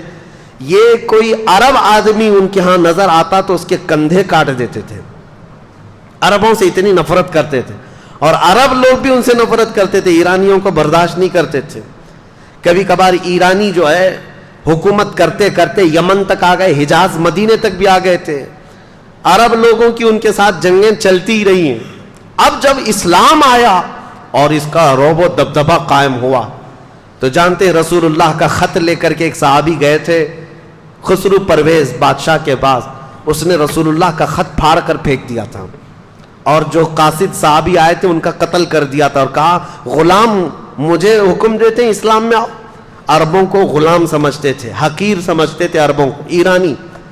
ایرانیوں کی فطرت یہ بہت پرانی ہے. اب تو مسلمان ہوئے ہیں، بہت زمانہ ہو گیا ہے، لیکن وہ جو ایرانی تھے آگ پرست، آتش پرست، آگ کی پوجا کرنے والے، وہ عربوں سے شدید اختلاف رکھتے تھے. اور حضور صلی اللہ تعالیٰ علیہ وسلم نے فرمایا بھی تھا اس بادشاہ کے بارے میں جس نے میرا خط پھاڑا اللہ اس کی سلطنت کو پھاڑ دے گا. حضور کی زبان سے نکلا تھا. اب حضرت ابوبکر صدیق کی خلافت کا دور ہے. ایرانیوں کا بھی دبدبہ ہے. ایران جو ہے یہ اتنا ہی نہیں تھا جو آج ہے. وہ فارس جو ہے اس میں عراق بھی آتا، ملک شام بھی آتا. پھر ایک رومن امپائر جو ٹرکی تھا اس زمانے میں، قسطنطنیہ جو استنبول شہر ہے آج، یہ روم کا دارالخلافہ تھا، کیپٹل سٹی تھی، راجدھانی تھی. وہاں سے سارے رومی حکومت کرتے تھے. روم کے اندر تقریباً 40-50 آج کی کنٹریاں آتی تھیں اس زمانے. تو ایک طرف وہ تھے، ایک طرف یہ تھے. تو حضرت مثنیٰ جو عراق کے تھے وہ آ کر حضرت ابوبکر کے پاس اتنا کہنے لگ گئے کہ عراق میں ہم چاہتے ہیں کہ اسلام لے کر کے جائیں، وہاں ایرانیوں کا بڑا دبدبہ ہے، آپ کیا فرماتے ہیں؟ حضرت ابوبکر نے پوچھا، سارے صحابہ جو جنگوں پہ جا چکے ہیں اب ایک طرف آئے اور کہہ رہے ہیں عراق جانا ہے. کہا پہلے جاؤ تم اپنے خاندان کو مسلمان کرو. وہ گئے، ان کا خاندان ان کی تبلیغ پر پورا اسلام لایا. حضرت ابوبکر صدیق صرف حضرت مثنیٰ کے خاندان کو اور چند صحابہ کو کہتے ہیں جاؤ عراق پہنچو، اور اگر ایران کے بادشاہ کا کوئی وزیر جو وہاں پر تھا، وہاں پر جو موجود تھا، اس نے اگر مقابلہ کیا تو تم ان کے ساتھ جنگ کرنا. یہ حضرت ابوبکر صدیق کی غیرت ایمانی دیکھو، جذبہ تو دیکھو. ایک خاندان اور تھوڑے صحابہ کو ایران جیسی حکومت کے کسی وزیر سے لڑنے کے لیے بھیج دیے. اور وہ صحابی بھی ہیں، ایسا نہیں کہہ رہے ہیں کہاں بھیج رہے ہیں آپ، وہ بھی ایمان کامل کے ساتھ چل پڑے. بیچ راستے میں تھے حضرت خالد بن ولید، یہ مسیلمہ کذاب کو قتل کر کے آ رہے تھے. حضرت ابوبکر نے یہیں سے خط لکھ دیا خالد بن ولید کو کہ مدینے مت آنا، جتنے صحابہ تمہارے ساتھ بچے ہیں ان سب کو لے کر کے عراق کی فتح کرنے چلے جانا. مدینے آنے تک بھی نہیں دیا. حضرت خالد بن ولید خط کو چومتے ہیں اور وہیں سے عراق چل پڑتے ہیں. ان میں سے کوئی ایک نے بھی یہ نہیں کہا گھر جائیں گے آرام کریں گے. حضرت خالد بن ولید اپنے صحابہ جتنے تھے بچے ہوئے ان کو لے کر حضرت مثنیٰ کے ساتھ جمع ہو گئے اور عراق کی طرف چل پڑے. اللہ اکبر. میں اب یہ ساری چیزیں بیان بھی نہیں کر پاؤں گا، اتنی فتوحات حضرت خالد بن ولید کی ہیں، نام یاد نہیں رہ جاتے. جاتے ساتھ آپ نے عراق کی سرحد پر داخلہ کیا اور جو وہاں کا باج گزار تھا، جو بادشاہ بنا ہوا عراق کا تھا، وہ ایران کا باج گزار، ایران کا وزیر تھا، وہ بھی کٹر آتش پرست. اس کو سیدھے حضرت خالد بن ولید نے یہ پیغام بھیجا اسلام لاؤ، امن کے ساتھ رہو، یا تو پھر ہمیں ٹیکس دو یا ہماری حکومت کو تسلیم کرو یا ہمارے ساتھ جنگ کرو، اس لیے کہ تم نے ہمارے عربوں کو بہت مارا ہے، مسلمانوں کو بہت مارتے ہو. جیسے حضرت خالد بن ولید کا یہ خط پہنچا تو عراق کا جو باج گزار تھا وہ حیرت میں آیا، کہا مسلمانوں کی اتنی ہمت کہ یہاں تک آ گئے. اور اس نے ایران کے بادشاہ کو خط لکھ کر کے بھیجا کہ ایک لشکر آیا ہے مسلمانوں کا. خط تو بھیجا لیکن خود اپنی فوج لے کر لڑنے کے لیے آ گیا دریائے فرات کے قریب. اور حضرت خالد بن ولید نے اپنے صحابہ کو اتارا میدان میں. 2 دن کی جنگ چلی تھی کہ اس وزیر کو ہی قتل کر ڈالا. علاقہ پورا پرچم اسلام سے لہرایا. یہ پہلا دخول تھا حضرت خالد بن ولید کا عراق میں. عراق اور اس کے بعد جیسے جیسے آگے گزرتے گئے، خسرو پرویز جو بادشاہ تھا ایران کا، اسے خبر ملی کہ عراق میں لوگ داخل ہو گئے، میرے وزیر کو مار بھی ڈالا. تو اپنے 2 مشہور وزیروں کو اس نے طلب کیا جن کو اس زمانے کی آگ کہا جاتا تھا.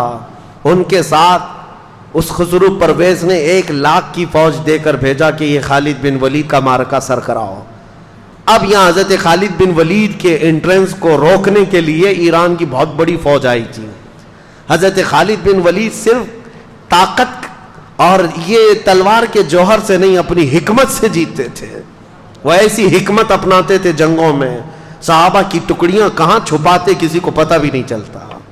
ہر ایک کو تازہ دم میدان میں اتارتے تھے، ہر ایک کو جوہر کے ساتھ اتارتے. اور جو 2 آئے تھے یزدگرد ان کا کچھ نام تھا، یہ جو ایران کے بادشاہ کے، ان کا مقابلہ دریائے فرات پر حضرت خالد بن ولید نے ایسا کیا کہ ان میں سے ایک کو قتل کیا اور ایک کو وزیر کے بادشاہ کے پاس بھاگنے پر مجبور کیا اور باقی فوج کو تتر بتر کر دیا. اور ایرانی فوج میں ایسی ہیبت طاری ہوئی کہ وہ بدکے ہوئے گھوڑوں کی طرح بھاگتے تھے اور کہتے تھے جنات آ گئے ہمارے ہاں، جنات آ گئے. یہ چند صحابہ کی جماعت تھی. عراق میں داخل ہوتے گئے عراق کا کافی حصہ خالی ہو گیا.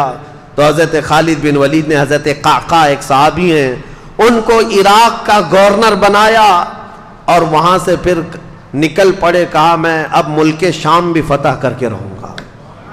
مدینے واپس نہیں آئے. اللہ اکبر. اس بطل جلیل کو لاکھوں سلام.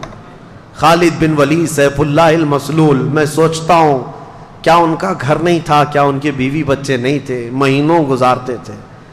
اور خالد بن ولید نے پورا عراق فتح کر لیا تھا. عراق فتح کر کے وہاں صحابہ کو گورنر بنایا اور واپس نکلے ملک شام کی طرف. ملک شام آئے، حمص کا علاقہ، حلب کا علاقہ جہاں رومیوں کی حکومت تھی. تو انہوں نے ایک سپر پاور سے ٹکر تو آلریڈی لے لی تھی.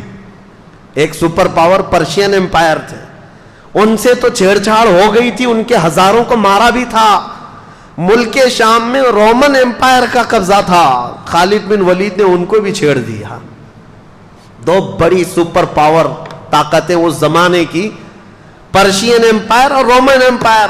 اور دونوں کو چھیڑنے والا، دونوں کو اٹھانے والا اور دونوں کو کھدیڑنے والا ایک ہی صحابی خالد بن ولید. ایک ہی صحابی.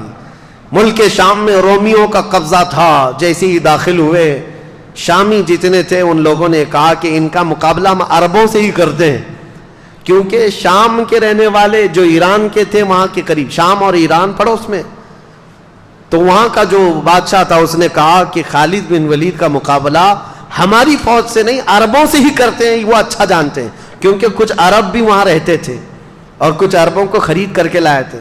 ایک پوری جماعت کھڑی کر دی عربوں کو عرب سے لڑانے کے لیے۔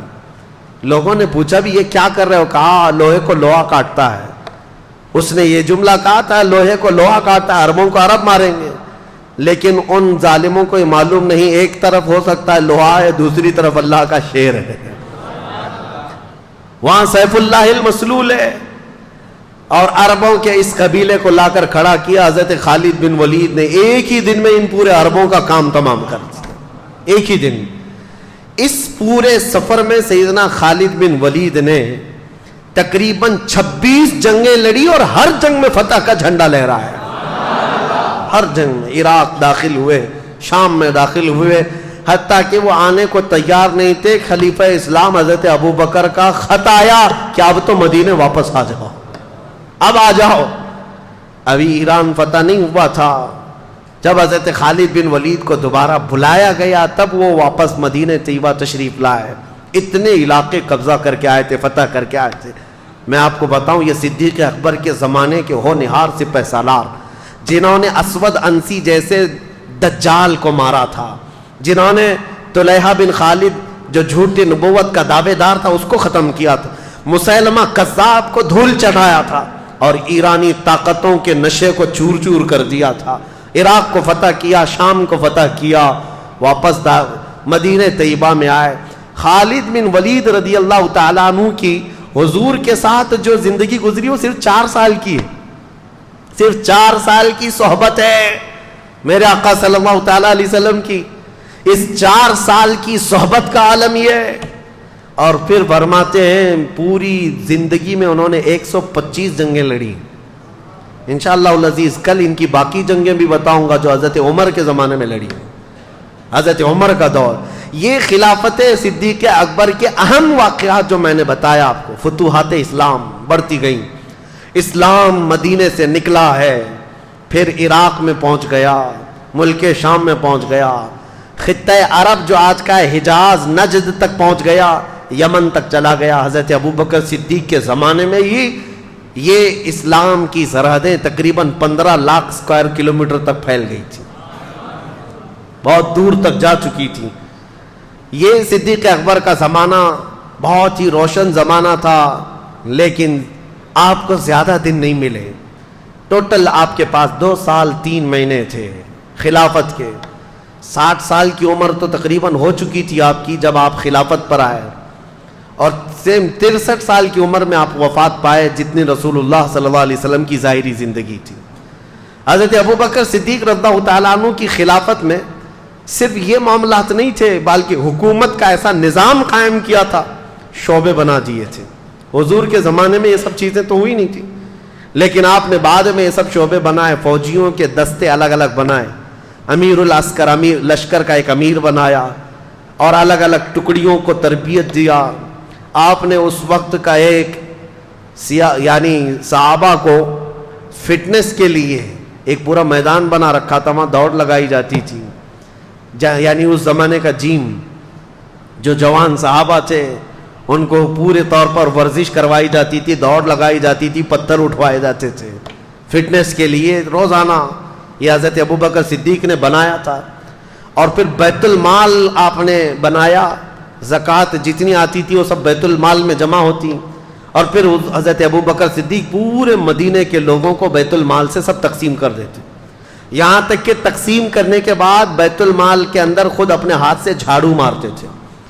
تو وہ لوگ کہتے کہ آپ جھاڑو کس لیے لگاتے ہیں؟ کہتے کہیں کوئی درہم گرا ہوا نہ رہ جائے جو مسلمانوں میں تقسیم ہونے سے رہ جائے، جھاڑو لگا دیتے۔ بیت المال کا نظام آپ نے قائم فرمایا، اور اس کے بعد آپ نے باضابطہ طور پر قرآن کو جمع کرنے کے لیے صحابہ کو منتخب کیا، پھر امیر بنایا، مسجدیں تعمیر کرنا شروع کیا۔ خود مدینہ طیبہ میں اس وقت تقریباً 9 مسجدیں تھیں، مسجد نبوی کے علاوہ، مسجد نبوی کو چھوڑ کر 9 مسجدیں الگ تھی، اور پھر غربا مساکین کا خیال اور خود کی زندگی کا اللہ اکبر یہ حال تھا۔ خلافت 2 سال 3 مہینے 4 دن کے قریب چلی، اور بالکل روشن خلافت جس میں سیدنا عمر فاروق، حضرت عثمان غنی، حضرت علی کرم اللہ وجہ الکریم سبوں نے حصہ لیا ہے، اور اسلام کو پورے دور دراز تک پھیلانے میں ہر صحابی نے بڑا کردار ادا کیا۔ حضرت ابو بکر نے ابی بن کعب کو امامت کے لیے مقرر کیا، قرآن سکھانے کے لیے حضور صلی اللہ علیہ وسلم نے ان کے لیے فرمایا تھا، ان کو امام بنایا گیا۔ حضرت عبداللہ بن مسعود فقہ کے بڑے صحابی تھے، ان کا مدرسہ بنایا گیا۔ حضرت ابو ہریرہ جو حضور کی حدیثوں کے حافظ تھے، ان کو حدیثیں بیان کرنے کے لیے یہ سارے صحابہ اکرام کی جماعتیں الگ الگ تھیں، ڈپارٹمنٹ بنائے، باضابطہ حکومت کا ایک شعبہ، اسلام کی اسٹیبلشمنٹ جو ہوئی، خلافت کا دور یہاں چلا۔ خلافت جو ہے، اب لوگ یہ کہتے ہیں خلافت میں اور جمہوریت میں فرق کیا ہے؟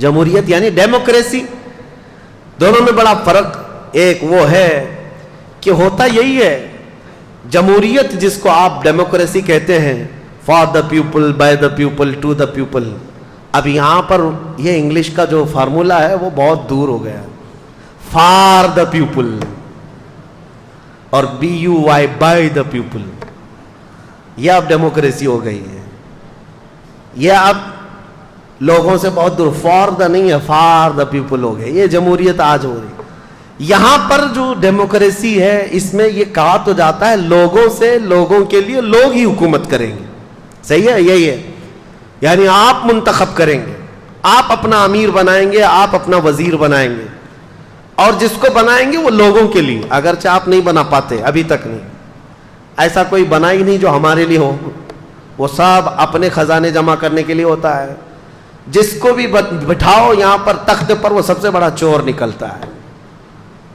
اور سب سے کہتا رہا نہ کھاؤں گا نہ کھانے دوں گا۔ یہ اور بات ہے کہ میرے عزیزو اس طرح کے نعرے ڈیموکریسی میں سننے کو ملتے ہیں، صدیق اکبر کے زمانے خلافت کو کیا کمپیئر کر سکتے؟ خلافت کیا ہے؟ خلافت میں اور جمہوریت میں فرق یہ ہے کہ یہاں لوگ قانون بناتے ہیں، جمہوریت میں کیا ہوتا ہے؟ قانون کون بناتے ہیں؟ لوگ قانون بناتے ہیں، اور خلافت میں قانون لوگوں کے نہیں اللہ کے قانون ہوتے ہیں، حاکم اللہ ہے، قوانین اس کے ہوں گے جو آلریڈی مرتب ہیں، اور اس میں امینڈمنٹ نہیں آئے گا، اس میں بار بار سنشودھن نہیں لایا جائے گا۔ قرآن جو اترا ہے وہ صبح قیامت تک کے لیے ہے، اور خلافت کا نظام قرآن سے اور رسول اللہ کی احادیث سے چلے گا، یہ فرق ہے۔ حضرت ابو بکر صدیق رضی اللہ تعالیٰ عنہ نے خلافت چلائی ہے۔ میرے عزیزو، حضرت عمر کہتے ہیں کہ اکثر میں سوچتا تھا کہ نیکیوں میں ان سے آگے بڑھ جاؤں، کمپٹیشن لگا رہتا تھا، یہ ہیلتھی کمپٹیشن ہے کہ حضرت عمر ہمیشہ یہ سوچتے تھے کہ میں آگے بڑھ جاؤں کچھ نیکیوں میں۔ کہتے ہیں میں بہت تلاش اور جستجو کے بعد مدینے کی ایک غریب بوڑھی عورت کو ڈھونڈ لیا کہ اس کی مدد کروں گا، کوئی تھا نہیں اس کا۔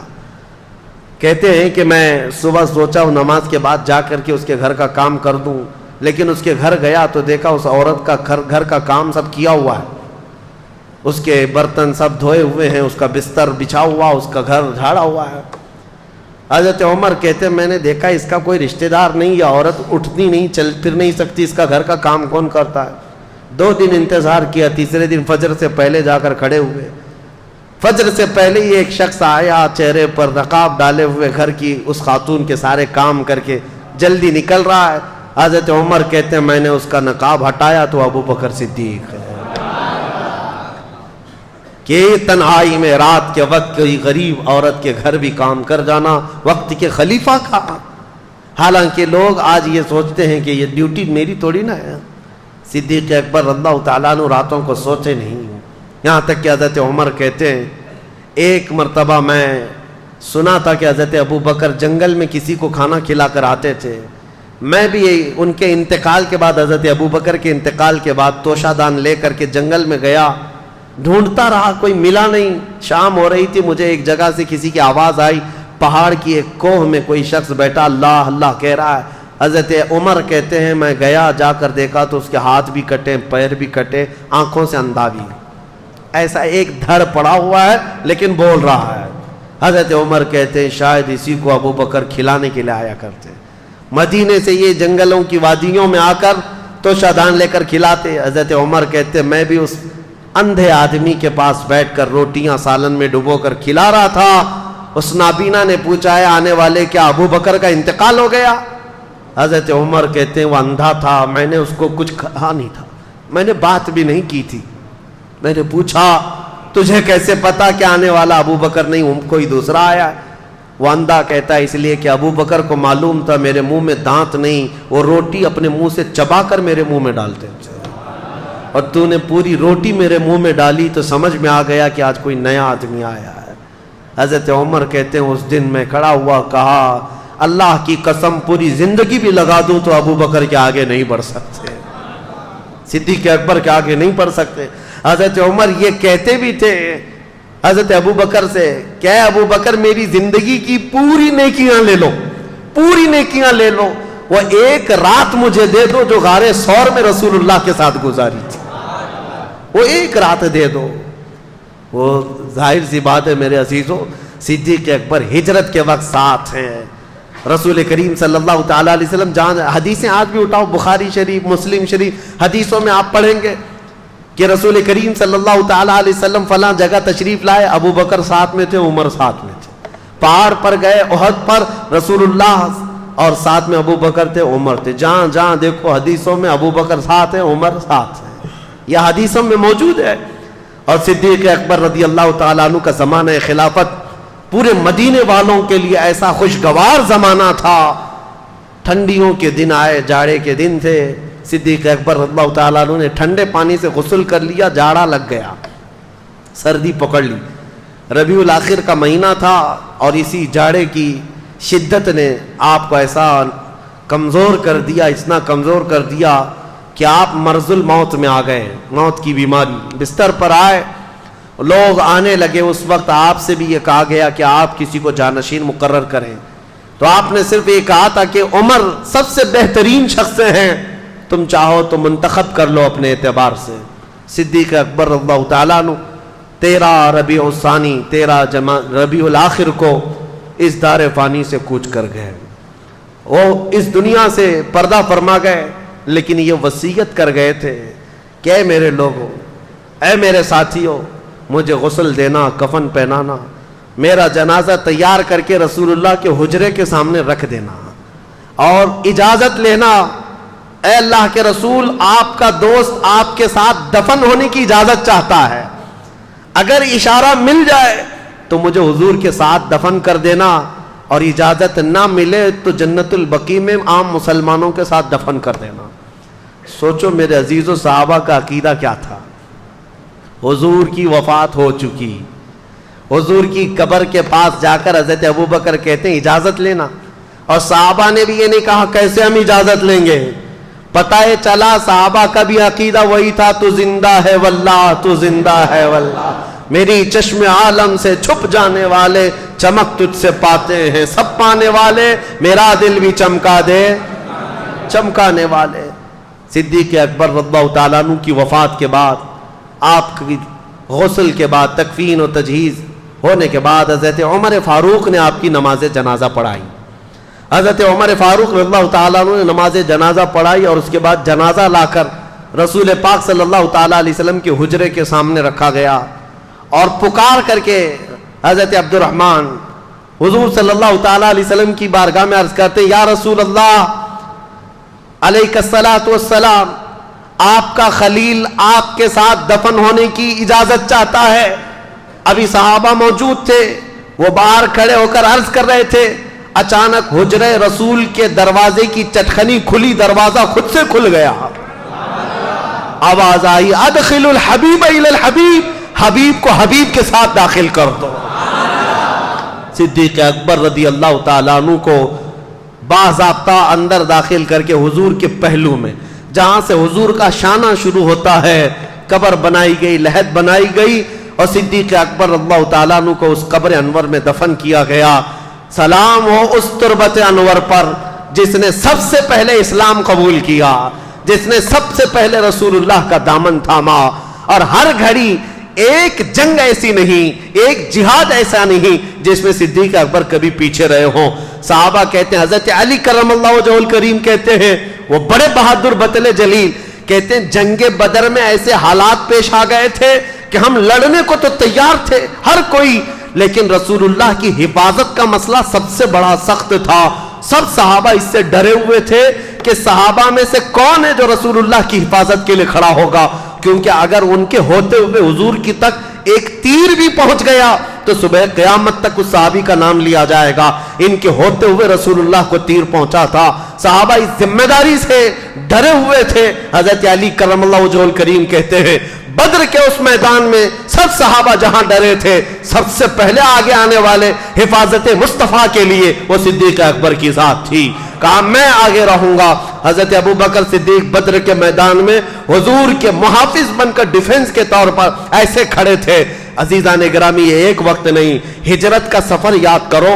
جب مکہ سے ہجرت کر کے مدینے میرے آقا جا رہے ہیں، غار ثور میں سانپ سے اپنے آپ کو ڈسوا لیا لیکن پیر نہیں ہٹایا، جان جانے کے قریب تھی لیکن حضور کی نیند ان کو عزیز تھی۔ اور سفر میں جب چل رہے تھے کبھی حضور کے آگے جاتے، کبھی پیچھے جاتے، کبھی دائیں کبھی بائیں۔ حضور نے پوچھا ابوبکر یہ کیا کر رہے ہو؟ راستے میں چل رہے ہو، کبھی آگے جاتے ہو، کبھی پیچھے، کبھی دائیں کبھی بائیں۔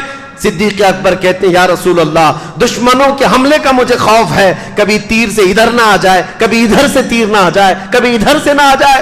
بار بار ڈر کر کے چاروں طرف حضور کے گھومتے تھے کہ کوئی تیر آئے تو حضور تک نہیں، پہلے مجھے لگ جائے۔ حضور کی حفاظت کا اس قدر خیال کرنے والا مسلمانوں کا عظیم خلیفہ، اور پھر جانتے ہو مدینہ قریب آ رہا تھا ہجرت کے وقت، ان کی وہ ادا مجھے بڑی عجیب لگتی ہے، بڑی بھا جاتی ہے، کسی کی سوچ وہاں تک نہیں جاتی۔ حضور کے ساتھ صدیق اکبر آ رہے ہیں مدینے میں، مدینے والے بے تاب تھے، بے قرار تھے حضور کا استقبال کرنے کے لیے، پورے اونچے ٹیلے پر کھڑے ہو گئے تھے ثنیۃ الوداع کی گھاٹی میں، بچیاں ہیں، جوان ہیں، بوڑھے ہیں، حضور کی ایک جھلک دیکھنے کے لیے کھڑے تھے۔ اور جب ابوبکر صدیق اور رسول اللہ مدینے کے قریب تر آنے لگے، صدیق اکبر نے کیا کیا؟ اپنا جبہ اتار دیا، اپنا جبہ اتار کر کے اونچا کر کے رسول اللہ پر سایہ کرنے لگ گئے، حضور صلی اللہ تعالیٰ علیہ وسلم پر کپڑا اس طرح سایہ کر کے چلنے لگے۔ پورے سفر میں تو یہ نہیں کیا، مدینہ دکھنے لگا تو جبہ اٹھا کر سایہ کرنے لگ گئے۔ حضور نے پوچھا اے ابو بکر یہ کیا کر رہے ہو؟ صدیق اکبر کا ایمان دیکھو، کہتے ہیں یا رسول اللہ مدینے والے نئے لوگ ہیں، ابھی انہوں نے آپ کو دیکھا نہیں، کہیں انجان میں مجھ جیسے غلام کو وہ رسول نہ سمجھ لیں، میں اپنا جبہ اٹھا کر آپ پر سایہ اس لیے کر رہا ہوں تاکہ دنیا ہمیشہ پہچانے غلام غلام ہوتا ہے، رسول اللہ کے ساتھ یہ چل رہا ہے۔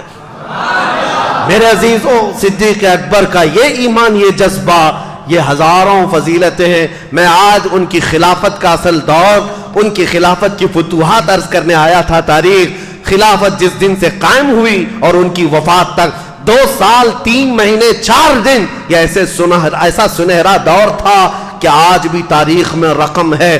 اپنے تو اپنے، غیروں نے بھی اس کا اقرار کیا ہے۔ ابو بکر اور عمر جیسی خلافت دنیا میں دیکھی ہی نہیں گئی ہے۔ حضرت ابو بکر صدیق رضی اللہ تعالیٰ عنہ کی وفات کے بعد جو حالات پیش آئے میرے عزیزوں وہ بہت عظیم حالات ہیں، کیونکہ حضرت عمر کا دور آنے والا ہے۔ لیکن اتنی بات میں عرض کروں گا، صدیق اکبر کی خلافت کا دور ختم ہونے کے بعد ہماری تقریر آج اس بات پر ختم ہوتی ہے ایسے نکمے ان کو کیا خراج عقیدت پیش کریں۔ آج مجھے افسوس ہوتا ہے ان بدبخت کیڑوں پر جو صدیق اکبر پر انگلی اٹھاتے ہیں، کبھی ان کی خلافت پر، کبھی ان کی سیادت پر، کبھی ان کی عمارت پر۔ یاد رکھو آج لوگ کسی نہ کسی طرح تمہارے محلوں میں داخل ہو کر کے الگ الگ شوشے چھوڑ رہے ہیں، ان کا پہلا نمبر، ان کا پہلا نمبر نہیں۔ رسول اللہ کے بعد پوری امت میں سب سے افضل کوئی ہے وہ صدیق اکبر کی ذات ہے۔ یہی عقیدہ ہر سنی کا ہونا چاہیے۔ اب ان کی فضیلت میں ایک ہی جملہ کافی ہے، ایک جملہ کافی ہے، میرے آقا کا فرمان۔ میں کیا بیان کروں، خود رسول اللہ فرماتے ہیں اپنے آخری دور میں، حضور فرماتے ہیں میرے ساتھ جتنے لوگوں نے اچھا سلوک کیا تھا، جتنے لوگوں نے میرے ساتھ احسان کیا تھا، میں نے سب کے احسان کا بدلہ چکا دیا سوائے ابو بکر صدیق کے۔ حضور فرماتے ہیں ابو بکر صدیق کے احسان کا بدلہ میں نہیں دیا، یہ میرے آقا نے فرمایا۔ خود رسول اللہ نے فرمایا اب امت کیا بدلا چکا سکے گی. اسی لیے میں کہتا ہوں صدیق اکبر کی ذات ایسی ہے جن کا احسان پوری امت پر صبح قیامت تک رہے گا. پوری امت پر ہے. سلام ہو اس تربت انور پر, کروڑوں رحمتیں نازل ہو صدیق اکبر کی ذات پر. مولا کریم تیری بارگاہ میں دعا ہے, یہ چند مسلمانوں کی سنی صحیح العقیدہ جماعت تیری بارگاہ میں دعا یہ کرتی ہے کہ مولا گمراہ عقیدوں سے ہماری حفاظت فرما, اور قیامت کے دن جب ہمیں تو اٹھائے تو صدیق اکبر کے ساتھ رسول اللہ کی جماعت میں حشر فرما. وآخر دعوانا ان الحمدللہ رب العالمین.